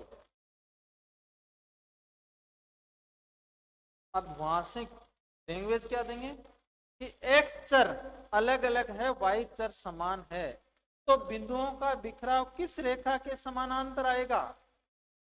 तो एक्स के समानांतर। किसके समानांतर आएगा? एक्स के समानांतर। और यदि ये अलग अलग होते, ये एक ही कोई बिंदु होता, तो वाई के समानांतर। अभी अपन बना के देखेंगे, एक सारणी और लिखेंगे। अभी देखो कि x है 4, तो y कितना है? 6। x है 6, तो y कितना है? 6। x 8 है तो y 6। x 10 है तो y 6। x 12 है तो y। तो बिंदुओं का बिखराव किस रेखा के समानांतर आया है? x के समानांतर आया है। किसके समानांतर आया है? x के समानांतर आया है। अब इसी सारणी को मैं ये लिख देता हूं x और y, 4 6 8 10 और 12। यहाँ पे 6 6, या मानो कि यहाँ पे मैं 4 4 लिख देता हूं।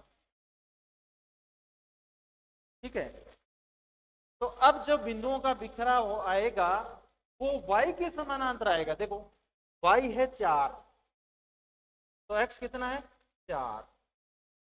y है 6, तो x कितना है? 4। y है 8, तो x कितना है? 8। y है 10, तो x कितना है?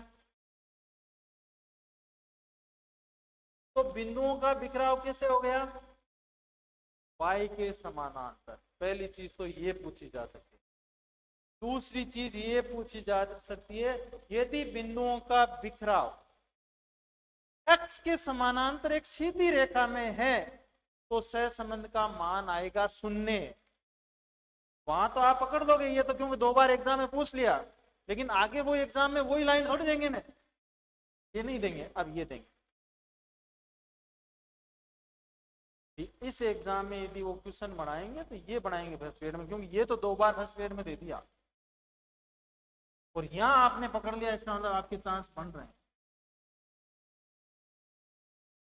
बिंदुओं का दो ही चीज इससे आगे बढ़ेंगे कि यदि बिंदुओं का बिखराव x के समानांतर है या y के समानांतर है तो आंसर क्या आएगा, 0 आएगा। अभी अपन निकालेंगे इनका 0 आंसर, उन सूत्रों से भी निकालेंगे, तो आंसर क्या होगा, 0 होगा। और ये से भी पूछा जा सकता है x के चर अलग अलग है, y के चर समान है, तो बिंदुओं का बिखराव x के समानांतर एक सीधी रेखा में है। यहां देखो x चर सेम है और y चर अलग अलग है, तो बिंदुओं का बिखराव y के समानांतर है। यहां तक कोई दिक्कत नहीं, सांख्यिकी इजी है, सब नहीं है ना।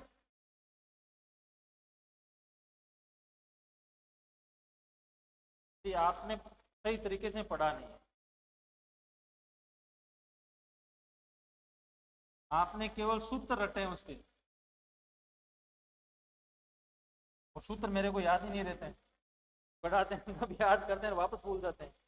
एग्जाम के समय आप 6 महीने पहले पढ़ोगे तो एग्जाम तक आप सूत्र भूल जाओगे, कि आप एग्जाम तक जाते जाते आप सूत्र भूल जाओगे, ये बात।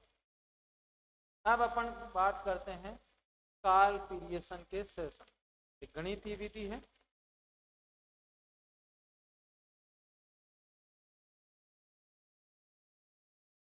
पियर्सन की विधि, इसको वो किस नाम से जानते हैं, गुणन आधूर्ण सहसंबंध या सरल सहसंबंध। अभी मैं लगाता उस असिस्टेंट प्रोफेसर वाले पेपर में आया था। इस सहसंबंध को गुणन आधूर्ण सहसंबंध के नाम से भी जानते हैं, तो काल पीरियसन के सहसंबंध हो गया था, हो गया था सही। सांख्यिकी में लगभग प्रैक्टिकल वाला पार्ट में मेरे एक क्वेश्चन गलत था, मेरे को ध्यान में नहीं कौन सा था, बाकी एक क्वेश्चन गलत हो गया था मेरा। बाकी लगभग मेरे सांख्यिकी और प्रैक्टिकल वाला पार्ट के लगभग क्वेश्चन मेरे सही थे। सांख्यिकी से तो मेरे को नहीं पूछा, लेकिन मानचित्र से संबंधित, प्रक्षेपों से संबंधित उनसे पूछा था। वो तो किस व्यक्ति किससे संबंधित और वहां उस समय उसको क्या याद है कि आप मेरे सामने आ रहे हो और मेरे को उस समय जो क्वेश्चन याद आया वो मैं पूछूं। और कुछ एक्सपर्ट लिख के भी लेके आते हैं, 10 पेज में लिख के आते हैं। वो 8 बच्चे या 9 बच्चे आएंगे तो इसको मैं ये पेज पूछूंगा, अगले को ये पूछूंगा, क्योंकि बाहर जाके वो बताते भी तो रहते हैं कि मेरे को इस प्रकार के क्वेश्चन पूछे गए। तो वो मानो कि जो अंदर देख के गया है तो वो आपसे नहीं मिलने देंगे, तो भी कई बार थोड़ा बहुत पूछ लेते हैं, तो वो इसलिए वो लिख के भी लेके आते हैं कि इसको ये पूछना है, इसको ये पूछना है, इसको अगले को ये पूछना है। और सेकंड बारे में दूसरे क्वेश्चन पूछने, कई बार ये लिख के भी लेके आते हैं एक्सपर्ट, और कई बार कई एक्सपर्ट होते हैं वो लिख के नहीं लेके आते। तो उस समय उनको क्या ये सारी चीजें पूछी जाती है, उसमें वो फिक्स नहीं होता है। लेकिन साक्षात्कार में आपको ये नहीं देखा जाता है कि आपको कितना नॉलेज है, साक्षात्कार में ये देखा जाएगा कि आप में विश्वास कितना है, आप में विश्वास कितना है। उनके सामने आप डर रहे हो अपनी बात रखने से तो आपको नंबर कम मिलेंगे। यदि आप नहीं डर रहे हो और एक भी क्वेश्चन का आंसर नहीं बताया तो भी आपको ठीक नंबर मिलेगा। ये है कि आपका विश्वास कितना है, क्योंकि साक्षात्कार में हाँ पढ़ाने के लिए भी दिया जाएगा आपको, तो पढ़ाने के लिए भी आपको टॉपिक दिया जाता है। अब काल पीरियसन का सहसंबंध ज्ञात कर लेते हैं, एक्स और वाई। पहले अपन मानो कि 0 वाला याद करें ताकि सबसे समस्यात्मक वही क्वेश्चन आता है। 2 4 6 8, यहाँ पे 4 4 4 4 4, ठीक है। आप इनका योग कितना है, इनका योग कितना, सिग्मा एक्स और सिग्मा वाई, इनका तो 20 और इसका 18, ठीक है। तो इनका माध्य ज्ञात करेंगे। 3 समांतर माध्य की आवश्यकता है, कितनी संख्या है, 5 है तो 6। इनका समांतर माध्य 5 का भाग देंगे तो 4 आ जाएगा। ठीक है, पहले x को x से विचलन ज्ञात कर लें और यहाँ पर y का इस मात्रा से आप विचलन, मतलब ये हो जाएगा dx कह सकते हैं, ये dy कह सकते हैं। ठीक है, तो 6 में से 6 गए 0, -2 और -4, प्लस के 2 और प्लस के 4। यहाँ क्या होगा, 4 में से 4 गया 0, 4 में से 4 गया 0, 0 और 0। फिर क्या किया जाता है, dx को स्क्वायर किया जाता है, dy को भी स्क्वायर किया, तो +16, 4, 0, 4 और 16, सिग्मा dx स्क्वायर बराबर 40। और इसको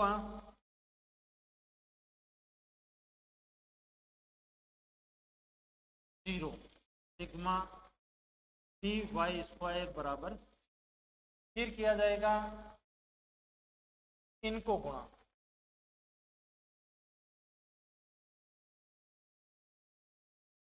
dx और dy, इनको आपस में गुणा किया जाएगा। तो यहाँ तो संख्या 0 आ गई, तो एक संख्या 0 है तो 0 आएगा।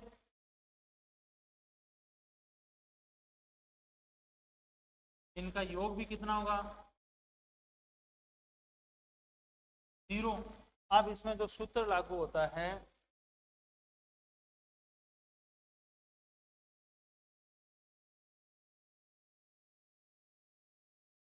सिग्मा dx और yx बटावा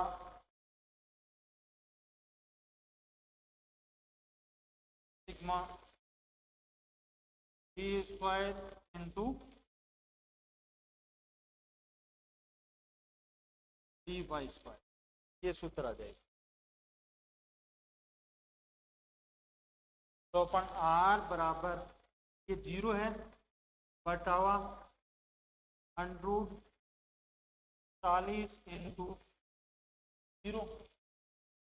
तो अब 0 से किसी संख्या को गुणा करते हैं तो 0 को किसी को भाग देते हैं तो 0 आंसर क्या आया अपने पास में, आंसर अपने पास में इसका 0 है। आप कोई सी भी आप यहाँ संख्या रख के देख लेना, आंसर वही है। अब अपन +1 वाला ज्ञात कर लेते हैं, -1 वाला याद किया,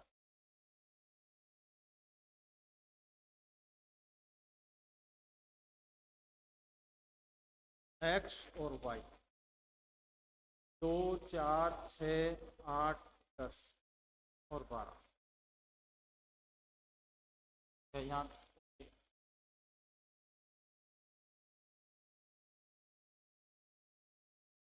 10, 20, 30, 40 और 50, ये अनुपातिक रूप से ही बढ़ रहा है। यहाँ पे 2 कितने प्रतिशत बढ़े हैं, इसमें भी प्रतिशत है, इसका मतलब आंसर क्या आएगा, +1 ही आएगा।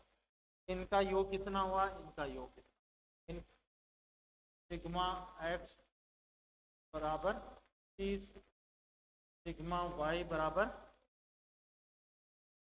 50 + 150।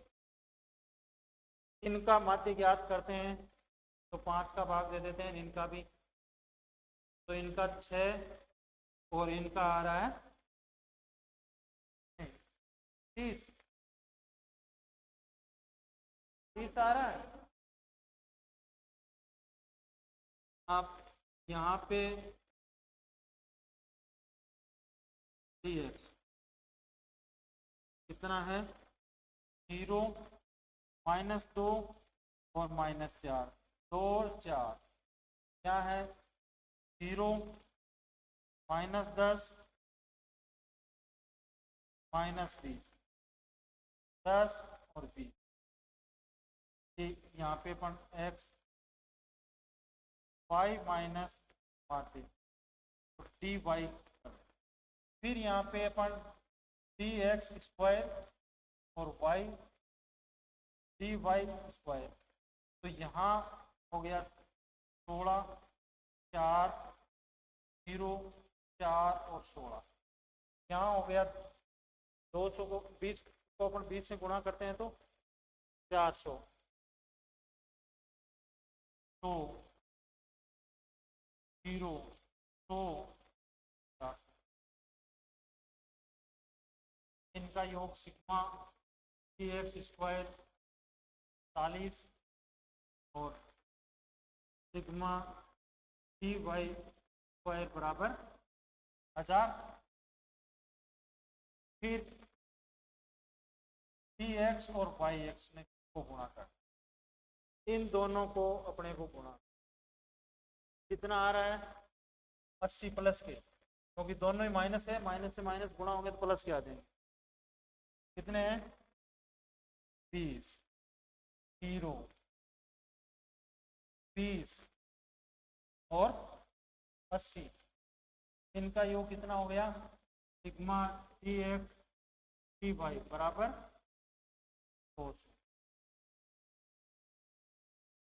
यहाँ पर अपन आर बराबर सूत्र लगा देते हैं, सिग्मा टी एक्स और टी वाई, फिर sigma T X square into sigma T Y square, तो आर बराबर 200 बटावा 40 इंटू 1000, 40 इंटू 1000। आर बराबर ये 4000 है, 4000 का आप वर्गमूल ज्ञात करोगे तो 40 इंटू 1000 करो और फिर उसका वर्गमूल ज्ञात करो तो 200 आएगा। कितना आएगा 200 आएगा। तो 200 बटावा 200, 200 में 200 का भाग कितनी बार जाएगा 1, तो आर बराबर क्या आ गया 1 आ जाएगा। इस प्रकार प्लस का 1 आएगा, मतलब पूर्ण धनात्मक सहसंबंध है, पूर्ण धनात्मक सहसंबंध है। अब इनको आप उल्टा लिख के भी निकाल लेना तो भी होएगा। तो इसमें समांतर माध्य का प्रयोग करें और मानक विचलन में जो विधि काम में ले रहे हैं वो इसमें काम में ले रहे हैं, तो ये क्वेश्चन भी आता है, मान सहसंबंध ज्ञात करने की कौन सी विधि समांतर माध्य और मानक विचलन पर आधारित है। काल पीरियसन का सहसंबंध, काल पीरियसन का सहसंबंध इस पे आधारित है। ठीक है, आगे बढ़े। अब माइनस वाला उदाहरण कर लेते हैं।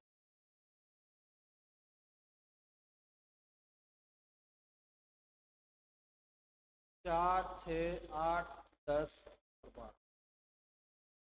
12, 10, 8, 6 और 4 इन उल्टा संबंध है, विपरीत दिशा में जा रहे हैं, तो क्या है पूर्ण ऋणात्मक सहसंबंध आएगा, माइनस का 1 आएगा, आंसर माइनस का 1 आएगा। तो अपन इनका योग कितना हो रहा है 30 ही 30, और इनका भी सिग्मा वाई बराबर 30। अब दोनों का औसत ही 6 है, दोनों का औसत 6 है। ठीक है, क्या हुआ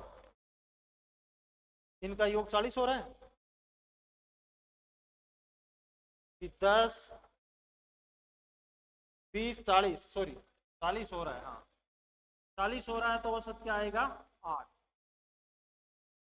हाँ दोनों का ही 40 हो रहा है तो 8 आ रहा है। फिर इनको अपन जोड़ते हैं, 12, 10, 22, 8, 30 और 10, 40 है, योग 40 है, औसत आ रहा है 8। अपन अब विचलन ज्ञात करना है, पहले इसका विचलन ज्ञात करते हैं। 8 का 0 -2 और -4, ये 2, 4। फिर यहाँ पर अपन इसी x सॉरी y -x, मतलब ये dy है और ये dx है, तो यहाँ पे 0 +2 और +4, यहाँ पे -2 -4, यहाँ पे अपन इसको dx स्क्वायर कर लेते हैं, 16 4, 0, 4 और 16, मतलब सिग्मा डी एक्स स्क्वायर बराबर 40। इसको भी अपन डी वाई स्क्वायर 16, 4, 0, 4 और 16, सिग्मा डी वाई स्क्वायर बराबर 40। अब अपने को गुणा डी एक्स और वाई एक्स को, तो ये डी और ये वाई कितना होगा, 16 होगा, लेकिन माइनस का होगा। एक संख्या माइनस की है, एक प्लस की है, तो माइनस ही आएगा। ये -4, 0, -4, क्योंकि एक माइनस इधर है, इधर प्लस है, तो माइनस ही आएगा। ये माइनस के 16, माइनस के 16। आप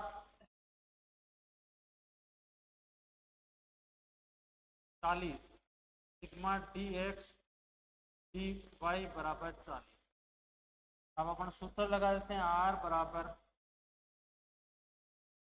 सिग्मा डी एक्स और Y D Y, sigma D X square into sigma D Y square, R बराबर 40 बट्टा वा, ये 40 ही है, यहाँ पे भी 40 इंटू 40। ये देखो माइनस के हैं, सॉरी यहाँ माइनस की है सारी संख्या, तो माइनस के हैं, तो ऊपर वाली संख्या किसकी है, माइनस की।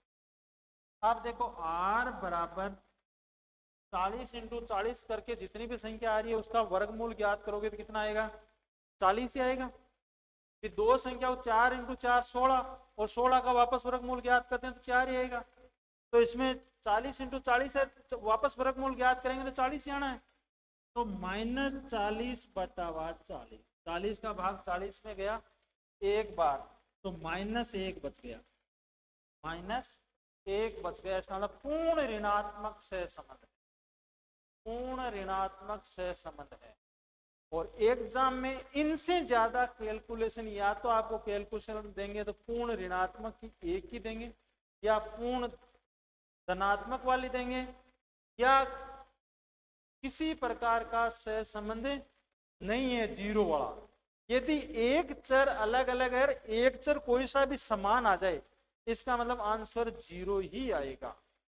और ये कैलकुलेशन यहां से ज्यादा नहीं देंगे आप, कैलकुलेशन मेरे हिसाब से इससे ज्यादा, क्योंकि अपने को यही लिख के ही पता कर रहे थे कि आंसर क्या आना है, और वही आंसर आ रहा है, वही आंसर आ रहा है।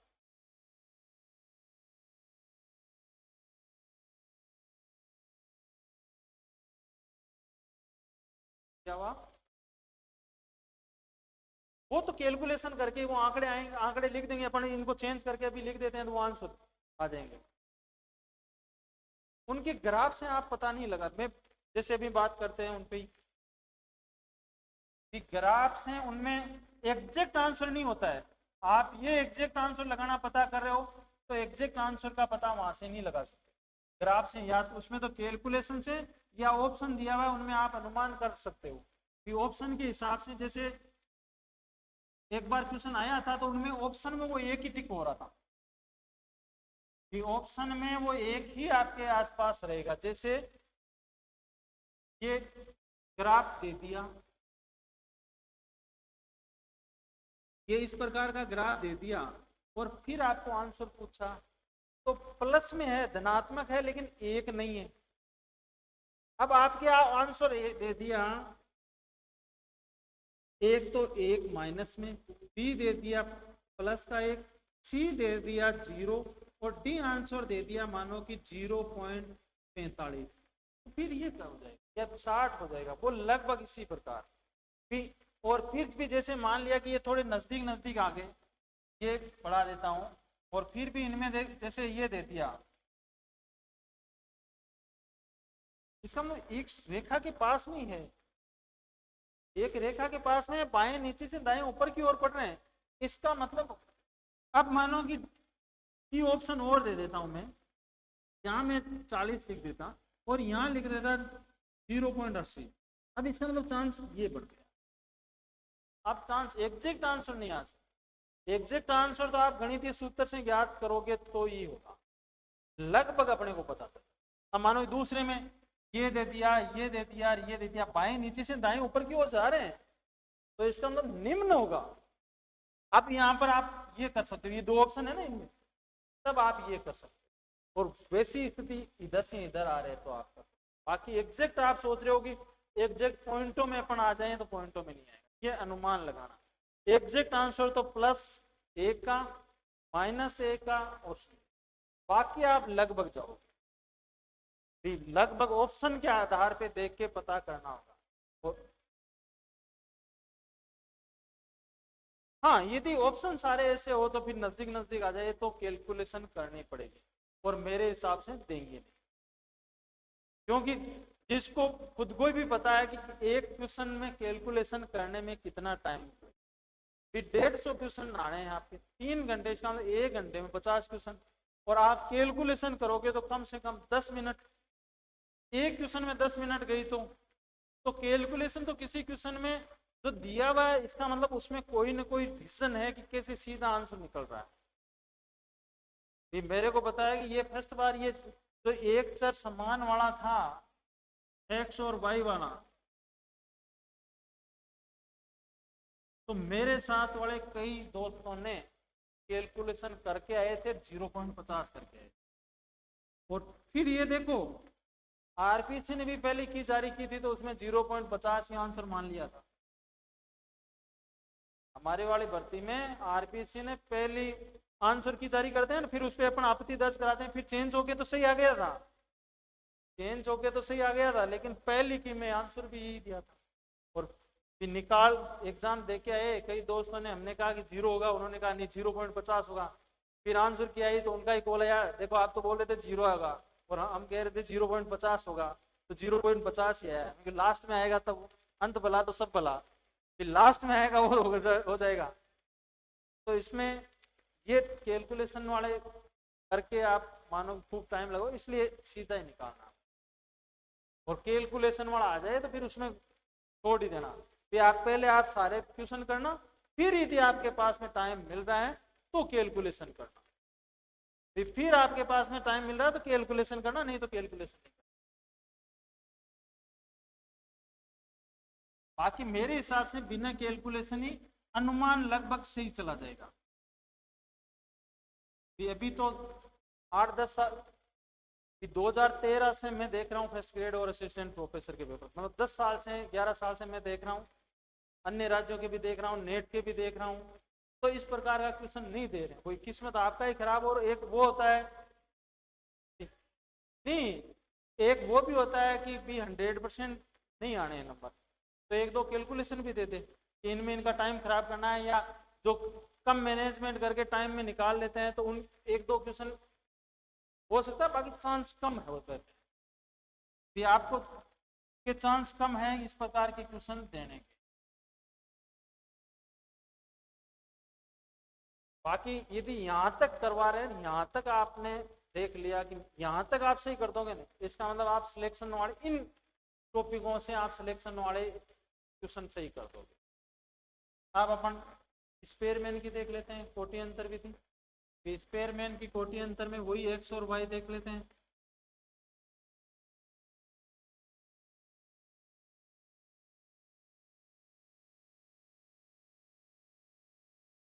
अब इसका मतलब इसमें भी प्लस का एक ही आएगा, प्लस का एक ही आएगा। इसमें एक्स की रैंक और वाई की रैंक, एक्स की रैंक मतलब आपने 12 में एक आप टेस्ट लिया, 10 में से एक का टेस्ट लिया 12 में, तो जिसके ज़्यादा नंबर आएंगे उसको क्या देंगे, रैंक फर्स्ट देंगे। तो सबसे टॉप नंबर है उसको रैंक फर्स्ट दे दो, 1 2 3 4 और 5, इधर भी 1 2 3 4 और 5, तो जिनकी के नंबर ज़्यादा उनको फर्स्ट रैंक और फिर रैंक घटा देगा। अब आगे बात करेंगे उस पर तो थोड़ा, फिर इनमें दोनों में अंतर, एक्स की रैंक और वाई की रैंक में अंतर कितना है, प्लस माइनस से कोई मतलब नहीं है, केवल अंतर कितना है रैंक में। तो 5 और 5 में 0 0 0 0 0। फिर इसका जो डी आ गया, ये अंतर आ गया, इसको स्क्वायर करना है। तो स्क्वायर करेंगे तो भी ये जब 0 आ गया इसका मतलब 0 ही रहना है, ये 0 आ गया इसका मतलब 0 ही रहना है। और फिर सूत्र ये आर बराबर 1 माइनस सिग्मा डी स्क्वायर, 6 करना है, सिग्मा से पहले 6 सिग्मा डी स्क्वायर बटावा एन कोष्टक, या एन क्यूब भी लिख सकते हो आप, ये भी लिख सकते हो, ये भी लिख सकते हो, और ये भी सूत्र लिख सकते हो आप 1 माइनस 6 सिग्मा डी स्क्वायर बटावा एन क्यूब माइनस एन, कोई फर्क नहीं पड़ेगा। तो आर बराबर 1 minus 6 into 0 sigma d square का योग कितना आएगा, 0 आएगा, 0 बटावा एन, कितनी है संख्या, कितनी है 5 5 कोष्टक 5 स्क्वायर माइनस। अब कितना ही कर लेंगे अपन, 0 से ऊपर वाली संख्या से गुणा हो गया तो 0, और नीचे वाले का भाग देंगे तो भी 0, तो r बराबर 1 माइनस 0, इसका मतलब r बराबर पूर्ण धनात्मक सहसंबंध, पूर्ण धनात्मक सहसंबंध, पूर्ण धनात्मक सहसंबंध।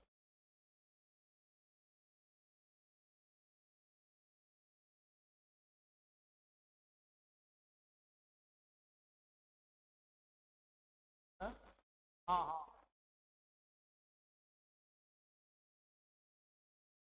चलो अब धीरे धीरे सीख जाएंगे सारे। हाँ, वो आदत में भी आ जाएगी कि अब आगे देखते हैं x और y, 2 4 6 8 10, यहाँ पे 10 8 6 4 और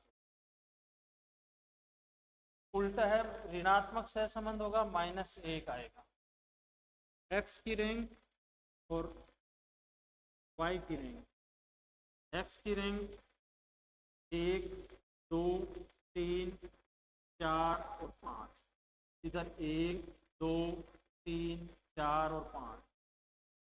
अब दोनों में अंतर भी ज्ञात करना है, मतलब इन दोनों का अंतर कितना है, 4, 2 और 4 में अंतर कितना है, 2 0 2 और 4, फिर d square 16 4 0 4 16, sigma d square बराबर 40, आर बराबर 1 माइनस 6 सिग्मा डी स्क्वायर बटावा एन क्यूब माइनस, आर बराबर 1 माइनस 6 इंटू 40 बटावा एन क्यूब माइनस एन, मतलब 5 इंटू 5 इंटू 5 करते हैं तो 125, और -5 इसका मतलब 120, आर बराबर 1 माइनस 120 बटा 120 थोड़ी आएगा, 240, 40 इंटू 6 करते हैं तो 240, 240 बटावा 120, आर बराबर 1 माइनस 2, तो आर बराबर माइनस का 1, माइनस का 1, इसका मतलब पूर्ण ऋणात्मक सहसंबंध, पूर्ण ऋणात्मक सहसंबंध।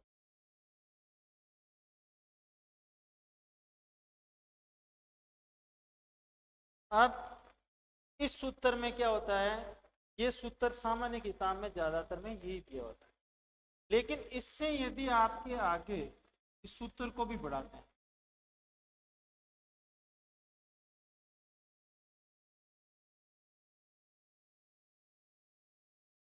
इस सूत्र को का मतलब है कि यदि जितनी संख्या रिपीट हो रही है, अभी मैं रैंक डिसाइड करने के लिए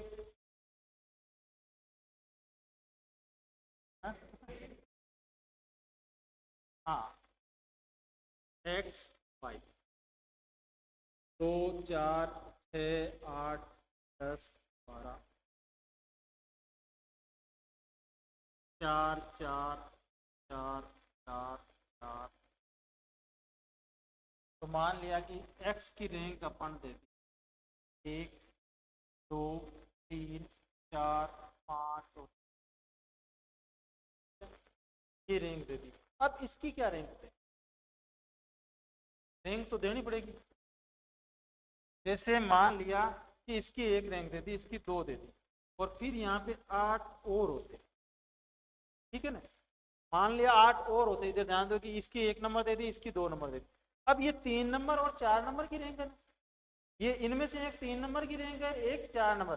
तो 3 + 4 बटावा 2, मतलब 3.5 लिखनी पड़ेगी आपको रैंक दोनों की, इसकी भी 3.5 और इसकी भी 3.5। यदि मान लिया कि यहाँ पे 8 और होते, तो इसका मतलब 3 + 4 + 5 कितने हो गए, 12, और 12 में 3 का भाग दिया, इसका मतलब फिर आपको तीनों की रैंक 4 4, तीनों की ही रैंक आपको 4 4 लिखनी पड़ेगी। तो इस प्रकार रैंक को लिखी। अब वहां पर देखो, वहां पर जो अपन सूत्र लिखेंगे, R बराबर 1 - 6 कोष्टक सिग्मा d² प्लस 1/12 कोष्टक m³ माइनस। अब यदि जैसे ये दो ही संख्या, ये मानो कि पूरी ये अलग अलग संख्या होती, ये संख्या अलग अलग होती, तो आपको यहाँ पर इस सूत्र में इस m की जगह मतलब दो संख्या है वो डबल आई, इसका मतलब 2³ 2। यदि ये 8 8 3 बार होते तो आपको लिखना होता 3³ - 3। ये 3 अलग थी, फिर मान लिया कि यहां पर अपन बात करते हैं कि ये दो अलग थी, मान लिया इन 3 के लिए तो अपन जोड़ दिया, और फिर ये 6 8 10 और 12, इसका मतलब 3 संख्या तो इसमें डबल है और 2 संख्या डबल इसमें, फिर इस सूत्र में और प्लस करना पड़ेगा 1/12 कोष्टक m³ माइनस m। इसको जितनी बार जितनी संख्या डबल होती जाए उतने जोड़ दे। यहाँ तो जैसे 3³ 3 लिख रहे हैं, फिर प्लस वाले में आगे वाले में जो 1/12 कोष्टक 2³, ऐसे इसमें जितना वो सूत्र बढ़ता ही जाएगा, ये सूत्र बढ़ता ही जाएगा। इस प्रकार आपको इसमें ज्ञात करना होगा। तो यहाँ पर ये लंबी कैलकुलेशन है, दोनों का आंसर बराबर ही आता है। चाहे किसी से भी आप ज्ञात कर लो, उससे भी ज्ञात कर लो, चाहे इससे ज्ञात कर लो, दोनों का आंसर है वो बराबर है। अपन ज्ञात करते हैं अभी सुनने वाला।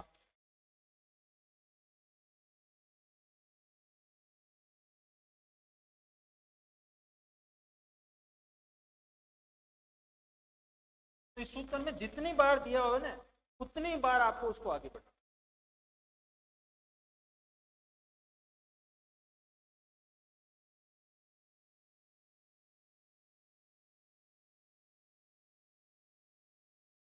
एक दो तीन चार और 5 वाई की। अब एक नंबर पे भी यही है, 2 पे भी यही है, 3 पे भी यही है, 4 पे भी यही है, 5 पे भी यही है। 5 ही है ना संख्या, यदि जितनी होती उतनी अपने को जोड़। तो 1 और 2 3, 3 दिन 6, 6 4 10, 10 और 5 15, 15 में कितना का भाग देना है, 5 का, तो कितना आया 3। अब सबकी रैंक आएगी 3 3 3, ये रैंक कर देगी। फिर इसको ठीक याद कर लेना, 2 1 0 1 और 2, फिर स्क्वायर हो जाएगा d², 4 1 0 1 और 4, सिग्मा d² बराबर r बराबर 1 - 6 d² plus 1/12 कोष्टक m cube minus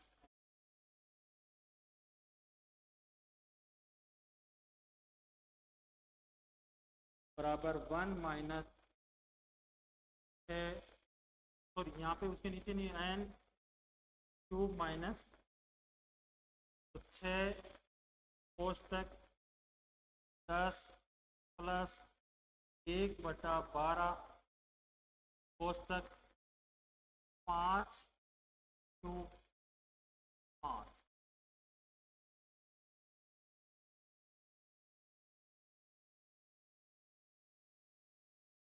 ये अपन कैलकुलेशन करेंगे तो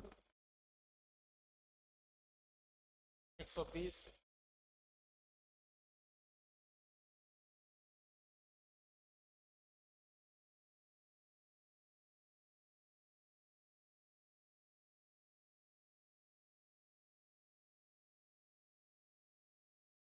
आ रहा है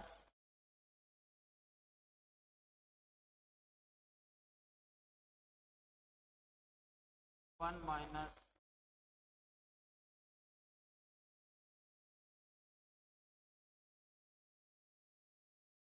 10 प्लस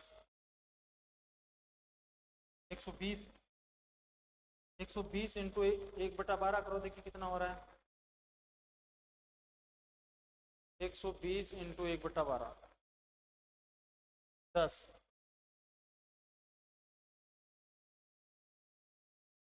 बटावा 120 आर बराबर 1 माइनस 10 और 10 20 20 6 से गुणा होंगे तो कितना होगा 120 120 बटावा 120 तो आर बराबर 1 माइनस 1 बराबर आर बराबर। तो इसका मतलब इससे उस सूत्र से निकालोगे ना आप तो 0.50 आएगा, निकाल के देखो और आंसर होगा 0। आंसर 0 होगा इसका।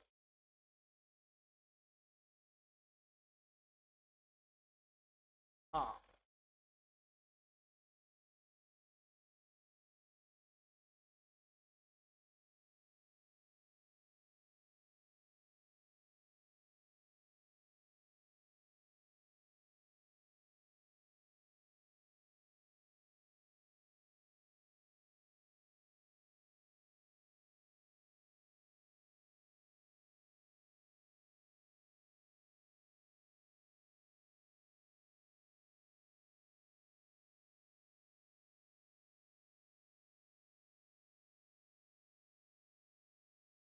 सहसंबंध के बारे में पढ़ रहे थे कि दो या अधिक समक श्रेणियों के साथ परिवर्तन होने की प्रवृत्ति को सहसंबंध कहा जाता है।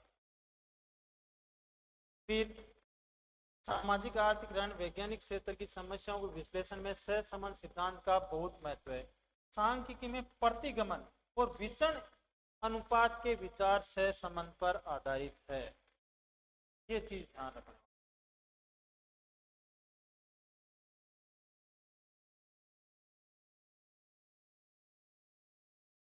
प्रतिगमन और विचरण अनुपात, प्रतिगमन यदि आप असिस्टेंट प्रोफेसर की तैयारी करोगे तो आपको प्रतिगमन मिलेगा।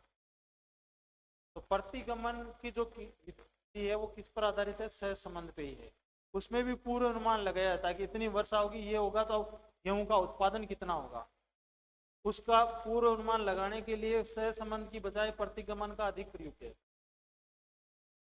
दूसरा पूर्व अनुमान की ये हो रहा है तो ये क्या होगा, तो वो उसके लिए प्रतिगमन और विचरण अनुपात के जो विधियां हैं वो किस पर आधारित है, सहसंबंध। तो आपके प्रतिगमन और विचरण अनुपात तो नहीं है, लेकिन ये तो पूछा जा सकता है कि प्रतिगमन और विचरण अनुपात किस विधि पर आधारित है, किस पर आधारित है, समांतर माध्य पर आधारित है, मानक विचलन पर आधारित है, सहसंबंध पर आधारित है।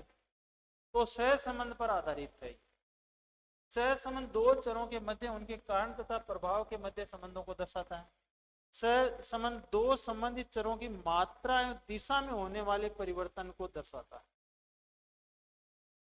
कि मात्रा की उच्च है निम्न है, कितना सहसंबंध, और दिशा मतलब माइनस में है या प्लस में, भी ऋणात्मक है या धनात्मक है, वो दिशा है उसकी।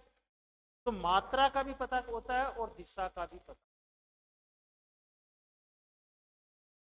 सहसंबंध सिद्धांत का प्रतिपादन सर्वप्रथम फ्रांस के खगोल शास्त्री ब्रावे ने किया था। सहसंबंध सिद्धांत की बिंदु रेखा की पत्ती का प्रतिपादन फ्रांसिस गाल्टन ने किया था। गाल्टन की विधि से माध्यिका भी ज्ञात करते हैं। बिंदु रेखा की विधि है। सहसंबंध ज्ञात करने की गणितीय विधि का प्रतिपादन कार्ल पीरियसन। गणितीय विधि कार्ल पीरियसन।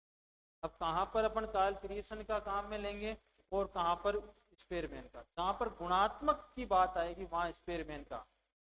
जैसे मानो कि सुंदरता है, बौद्धिक स्तर है, उनपे अपन इस विधि से कार्ल पीरियसन की विधि से ज्ञात नहीं कर सकते। वहां पर कौन सी विधि लेनी, स्पेयरमैन। वहां पे अपन रैंक दे सकते हैं, ये सबसे सुंदर है, ये उससे कम है, ये उससे कम है, ये उससे कम है, ये सबसे इंटेलिजेंट है, ये उससे कम है, ये उससे कम है, इसको फर्स्ट रैंक दे दो, सेकंड रैंक दे दो। तो वहां पर रैंक देनी है। तो उस गुणात्मक अध्ययन के लिए सुंदरता है, स्वास्थ्य है, बौद्धिक स्तर है, उनके लिए किस विधि से आप सहसंबंध ज्ञात करोगे ये पूछा जाए तो स्पेयरमैन।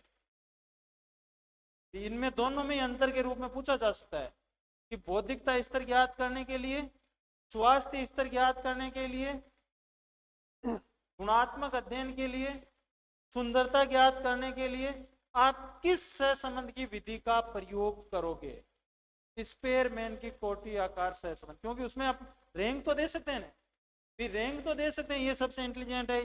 बाकी तो अपन कैसे सुंदरता में क्या क्या देंगे, इतने इसके इतना नंबर है, इसके इतना, ये तो देंगे। फिर इसकी फर्स्ट रैंक है, इसकी सेकंड रैंक है, ये रैंक दे सकते हैं।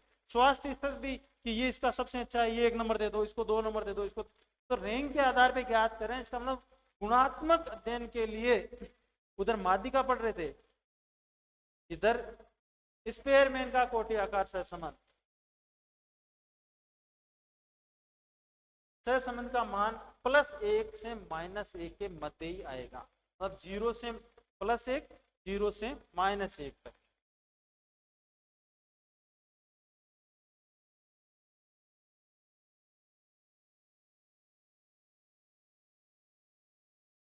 सहसंबंध, धनात्मक सहसंबंध जब दो संबंधित समक श्रेणियों के मध्य एक ही दिशा में परिवर्तन, चाहे दोनों समक घट रहे हैं चाहे दोनों बढ़ रहे हैं, दिशा एक ही होनी चाहिए, तो सहसंबंध धनात्मक होगा। ऋणात्मक जब दो संबंधित समक श्रेणियों के मध्य विपरीत दिशा में परिवर्तन होता है, एक बढ़ रहा है एक घट रहा है, तो वो क्या कहलाता है, ऋणात्मक। यदि पूर्ण ऋणात्मक है और पूर्ण धनात्मक है तो उसमें रेखीय सहसंबंध भी पाया जाएगा। बाकी धनात्मक है, ऋणात्मक है और पूर्ण नहीं है तो रेखीय संबंध नहीं पाया जाएगा। तो आगे रेखीय, जब दो संबंधित चर मूल्य में परिवर्तन का अनुपात स्थायी होता है तो रेखीय सहसंबंध। जब दो संबंधित चर मूल्य में परिवर्तन का अनुपात अस्थिर या परिवर्तनशील होता है तो वक्र रेखीय सहसंबंध। बहुगुणी सहसंबंध दो या अधिक स्वतंत्र चर मूल्यों के एक आश्रित चर मूल्य पर सामूहिक प्रभाव, सबका साथ, आंशिक में सबका नहीं निकालेंगे, बाकी को स्तर मान लेंगे, एक का ही निकालेंगे, लेकिन इसमें सामूहिक, जैसे अपन फसल पे तापमान का, वर्षा का, खाद बीज का, श्रम का, सबका ही ज्ञात कर रहे हैं, तो सामूहिक हो रहा है तो वो बहुगुणी सहसंबंध। आंशिक सहसंबंध जब किसी गणना में दो से अधिक, मतलब इसमें भी न्यूनतम चर कितने हैं, 3 है, इसमें भी न्यूनतम चर 3, सरल सहसंबंध में 2 ही है, सरल सहसंबंध में 2 ही है। जब किसी गणना में 2 से अधिक चर शामिल होते हैं परंतु इसमें से केवल 2 चरों का संबंध का अध्ययन किया जाता है, वह बाकी चरों को स्तर मान लिया जाता है। मानो कि तापमान और वर्षा 2 शामिल कर लिए तो 3 हो गए ना, एक फसल हो गई, वर्षा होगी, तापमान हो गया, तापमान को स्तर मान लिया और वर्षा और फसल में संबंध ज्ञात कर रहे हैं तो वो क्या हो गया, आंशिक सहसंबंध। सहसंबंध ज्ञात करने की विधि,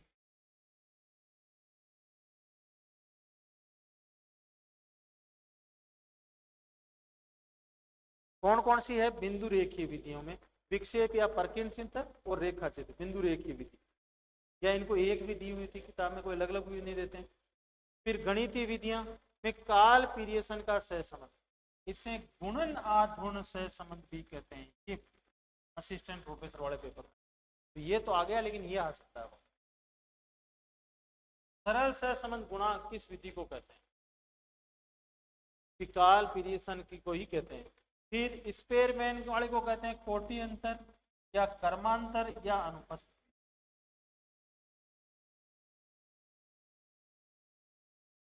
भी आंकड़े अनुपस्थित है, बिना आंकड़ों के ही आप रैंक दे दी ना, सुंदर गुणात्मक अध्ययन कर रहे हो, मतलब आंकड़े उपलब्ध नहीं है तो भी आपने निकाल लिया। संगामी विचलन विधि, अब देखो इसमें संगामी में अपन ज्ञात करते हैं ना, तो केवल दिशा का ही बोध होता है, प्लस माइनस का बोध होता है। तो ये दोनों विधियां तो मात्रा और दिशा दोनों बताती है, और ये संगामी विचलन केवल दिशा ही बताती है। इसमें जैसे अपन मैं थोड़ा सा यहाँ बता देता हूँ, एक्स और वाई है, तो जैसे 8, 10, 12, 14 और 16। फिर यहाँ पे लिख देता हूँ मैं 10, 12, 8, 14 और 16। अब y का x का चिन्ह लगाना है अपने, मतलब x यहाँ इन दो में तो कोई, y में भी कुछ भी नहीं लगाना है फर्स्ट वाले में, और इसमें भी कुछ भी नहीं लगाना। ये अगली में लगाना है कि पहले वाले से वो प्लस में है या माइनस में, पहले वाले से बड़ा है या छोटा है। तो देखो 8 से 10 बड़ा है तो यहाँ पे मतलब प्लस हुआ है, यहाँ पे भी 10 से 12 है, इसका मतलब प्लस हुआ है। यहाँ देखो 10 से 12 इसका मतलब प्लस हुआ है, यहाँ माइनस हुआ है, यहाँ वापस प्लस है, यहाँ भी इससे बड़ा है, मतलब इसका मतलब यहाँ से नहीं होगा, उससे पहले वाली संख्या से बड़ी है या छोटी। तो ये भी प्लस है, फिर ये भी प्लस है, ये भी प्लस है। फिर ये सेम चिन्ह कितने हैं, यहाँ चाहे प्लस प्लस नहीं, माइनस माइनस भी आ जाए ना तो भी वो सेम ही है, और फिर सूत्र लागू होता है। फिर उसमें वो सूत्र लेके ज्ञात किया जाता है। तो इसमें केवल क्या बोध कराते हैं, दिशा का ही बोध कराते हैं, मात्रा का बोध इस विधि से अपन नहीं। और जैसे अपन याद कर रहे थे काल पीरियसन की विधि, लगभग सेम न्यूनतम वर्ग विधि, लगभग उसी प्रकार चलते हैं, लेकिन अपने को तो नाम ध्यान रखने, उसमें निकालने के लिए तो एक विधि आपके पास में है तो खूब, उसमें भी वही माध्य ज्ञात करते हैं, फिर स्क्वायर करते हैं, दोनों का अंतर ज्ञात करते हैं, थोड़ा सा चेंज है उस विधि। फिर दोनों में जो आंकड़े होते हैं उनका अंतर ज्ञात किया जाता है, 1-2 स्क्वायर किया जाता है। क्या हुआ, फॉर्मूले का सूत्र नहीं, चांस कम है, बाकी देख लेना किताबों में दिए हुए, चाहे मैं भेज दूंगा, मैं भेज दूंगा यहाँ पर। तो इसका फॉर्मूला है 2c माइनस n, इस प्रकार का रूट में लिखा था,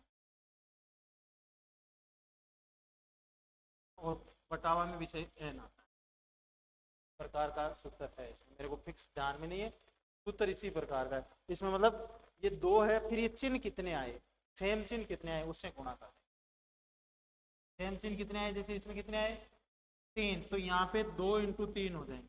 और n का मतलब यहाँ पे ये कुल संख्या नहीं है, ये 5 नहीं है, 4 ही होगी, इसके आगे वाली एक जो 1 है उससे मान रहे हैं, तो इसका मतलब 4 ही होगी, तो ये n का मतलब यहाँ 4। तो मानो 6 माइनस 4 2 में अपन भाग देके उसी प्रकार याद कर।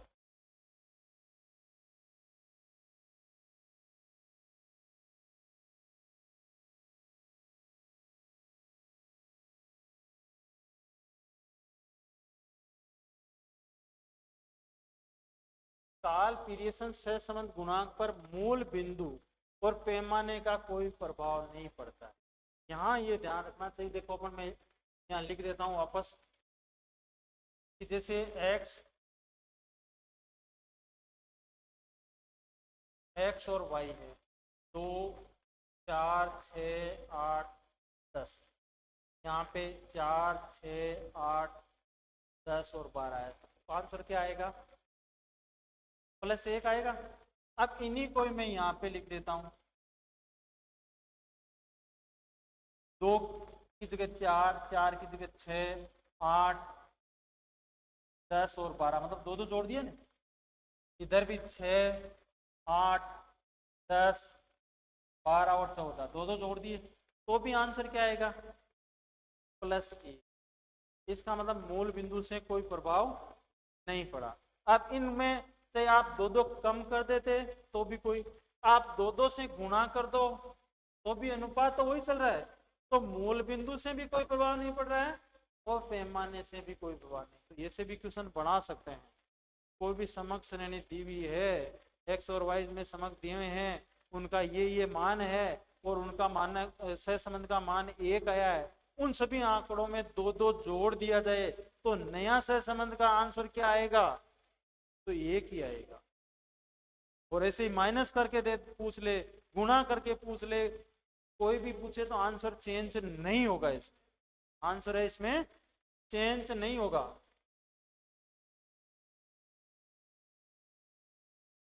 तो कोई भी सहसंबंध का मान है, मूल बिंदु से भी प्रभावित नहीं होगा और पैमाने से भी प्रभाव नहीं होगा। अतः श्रेणी की सभी संख्याओं का समान राशि जोड़ने, घटाने, गुणा, भाग करने पर काल क्रिएशन सहसंबंध गुणांक पर कोई प्रभाव नहीं पड़ेगा। उस पर भी नहीं पड़ेगा, स्पेयरमैन में भी नहीं पड़ेगा। काल स्पेयरमैन सहसंबंध गुणांक मात्रा व दिशा में परिवर्तन को दर्शाता है। स्पेयरमैन का सहसंबंध गुणांक मात्रा व दिशा में परिवर्तन को दर्शाता है, लेकिन संगामी विचलन सहसंबंध केवल दिशा के परिवर्तन को दर्शाता है। जब विक्षेप चित्र में विभिन्न बिंदु चारों ओर बिखरे हुए हो तथा उनमें कोई प्रवृत्ति स्पष्ट न हो तो सहसंबंध का अभाव पाया था। सहसंबंध का अभाव मतलब शून्य है, और शून्य के लिए एक लाइन और, बिंदुओं का बिखराव x के समानांतर है या बिंदुओं का बिखराव y के समानांतर है तो सहसंबंध का मान 0 आएगा। वो भी ध्यान रखना। वो लाइन इसमें नहीं लिखी हुई, बाएं नीचे से दाएं ऊपर वाला, वो ध्यान रखना है।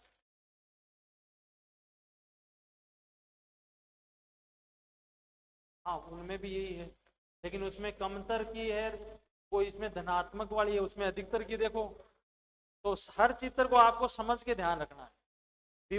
वक्र धनात्मक और ऋणात्मक में देखा था ना, ऋणात्मक ऊपर जा रहा था, धनात्मक नीचे आ रहा। तो वो हर चित्र आप समझ के ध्यान में, और वहां पे 1 मिनट लगेगी। डायरेक्ट करने की कोशिश मत करना, मिला लेना, बना लेना, ताकि आपका क्वेश्चन गलत नहीं हो। नहीं तो क्वेश्चन आ रहा है आपको और फिर भी आप गलत करके आओगे एग्जाम में। इसमें ज्यादा टाइम खराब नहीं होता है, ये आपको चित्र बनाना है। जब विक्षेप चित्र में विभिन्न बिंदु चारों ओर बिखरे हुए तो शून्य होगा। यदि सभी बिंदु बाईं ओर के निचले कोने से दाहिनी ओर के ऊपर वाले कोने तक एक सरल व सीधी रेखा के रूप में अंकित हो तो पूर्ण धनात्मक सहसंबंध कहा जाता है।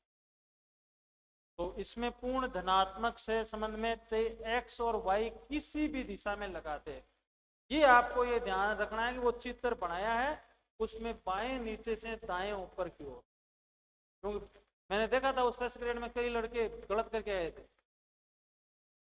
हाँ, अब टेस्ट में तो हो गया, लेकिन अब नहीं होना चाहिए, एग्जाम में नहीं होना चाहिए। जब सभी बिंदु ऊपर से नीचे की ओर एक सीधी रेखा में होते हैं तो ऐसे चर मूल्यों में पूर्ण ऋणात्मक सहसंबंध पाया जाता है। दोनों वक्रों में ऊंचावचन की दिशा एक ही, मतलब बढ़ या तो बढ़ रहे हैं या घट रहे हैं। एक साथ घटते हैं बढ़ते हैं तो उनमें धनात्मक सहसंबंध होगा। दोनों वक्रों में ऊंचावचन की दिशा विपरीत है, एक वक्र बढ़ने पर दूसरा वक्र घटे या एक वक्र घटने पर दूसरा वक्र बढ़े तो उसमें ऋणात्मक सहसंबंध। जब दोनों वक्रों में ऊंचावचन की प्रकृति में कोई समानता या संबंध प्रतीत न हो तो सहसंबंध का अभाव होता है, शून्य होता है। एक बढ़ रहा है एक इस तरह अपनी जगह तो शून्य है। यदि r बराबर 0 है तो दो चरों में सहसंबंध नहीं है। r बराबर 1 या -1 है तो सहसंबंध पूर्ण है। वह दो चरों में सटीक रेखीय सहसंबंध, पहले बात हुई थी, पूर्ण धनात्मक है और पूर्ण ऋणात्मक है तो सरल रेखीय। धनात्मक है और ऋणात्मक भी है लेकिन पूर्ण नहीं है तो वक्र रेखीय। r का मान होना घनिष्ठ j के सहसंबंध को इंगित करता है। इसके मान को उच्च तब कहा जाता है जब ये +1 अथवा -1 के निकट होता है। r का मान निम्न शून्य के निकट मंद रेखीय सहसंबंध को इंगित करता है, परंतु गैर रेखीय सहसंबंध पाया जा सकता है। गैर रेखीय सहसंबंध मतलब रेखीय सहसंबंध वो अभी अपन जीरो वाले में देख रहे थे ना, जीरो वाले में अपन देख रहे थे कि उसमें एक सीधी रेखा में भी आ रहा है।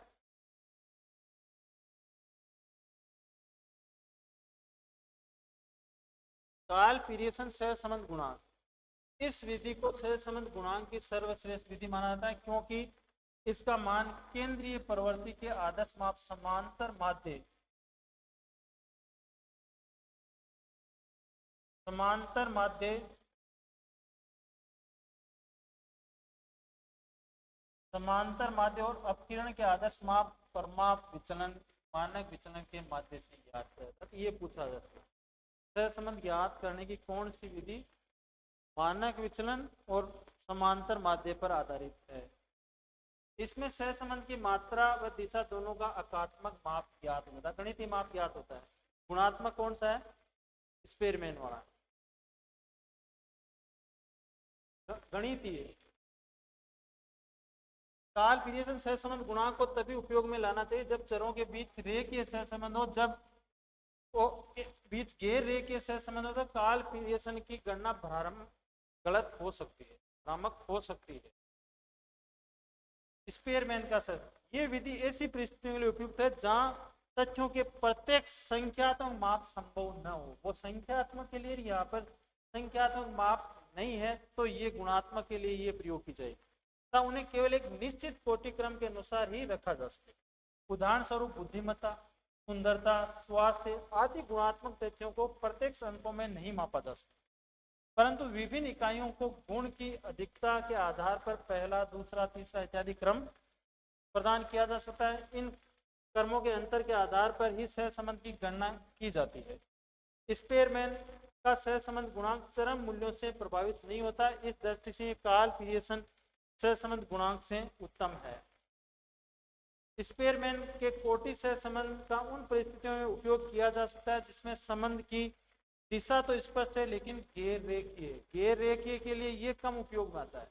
वैसे निकाल लोगे आंसर तो आंसर आ जाएगा, लेकिन ये कम उपयोगी है, ये स्पेयरमैन का मान है वो अधिक उपयोगी है। तो बाकी अपन आज ये सहसंबंध वाला अपना कंप्लीट हो गया। ठीक।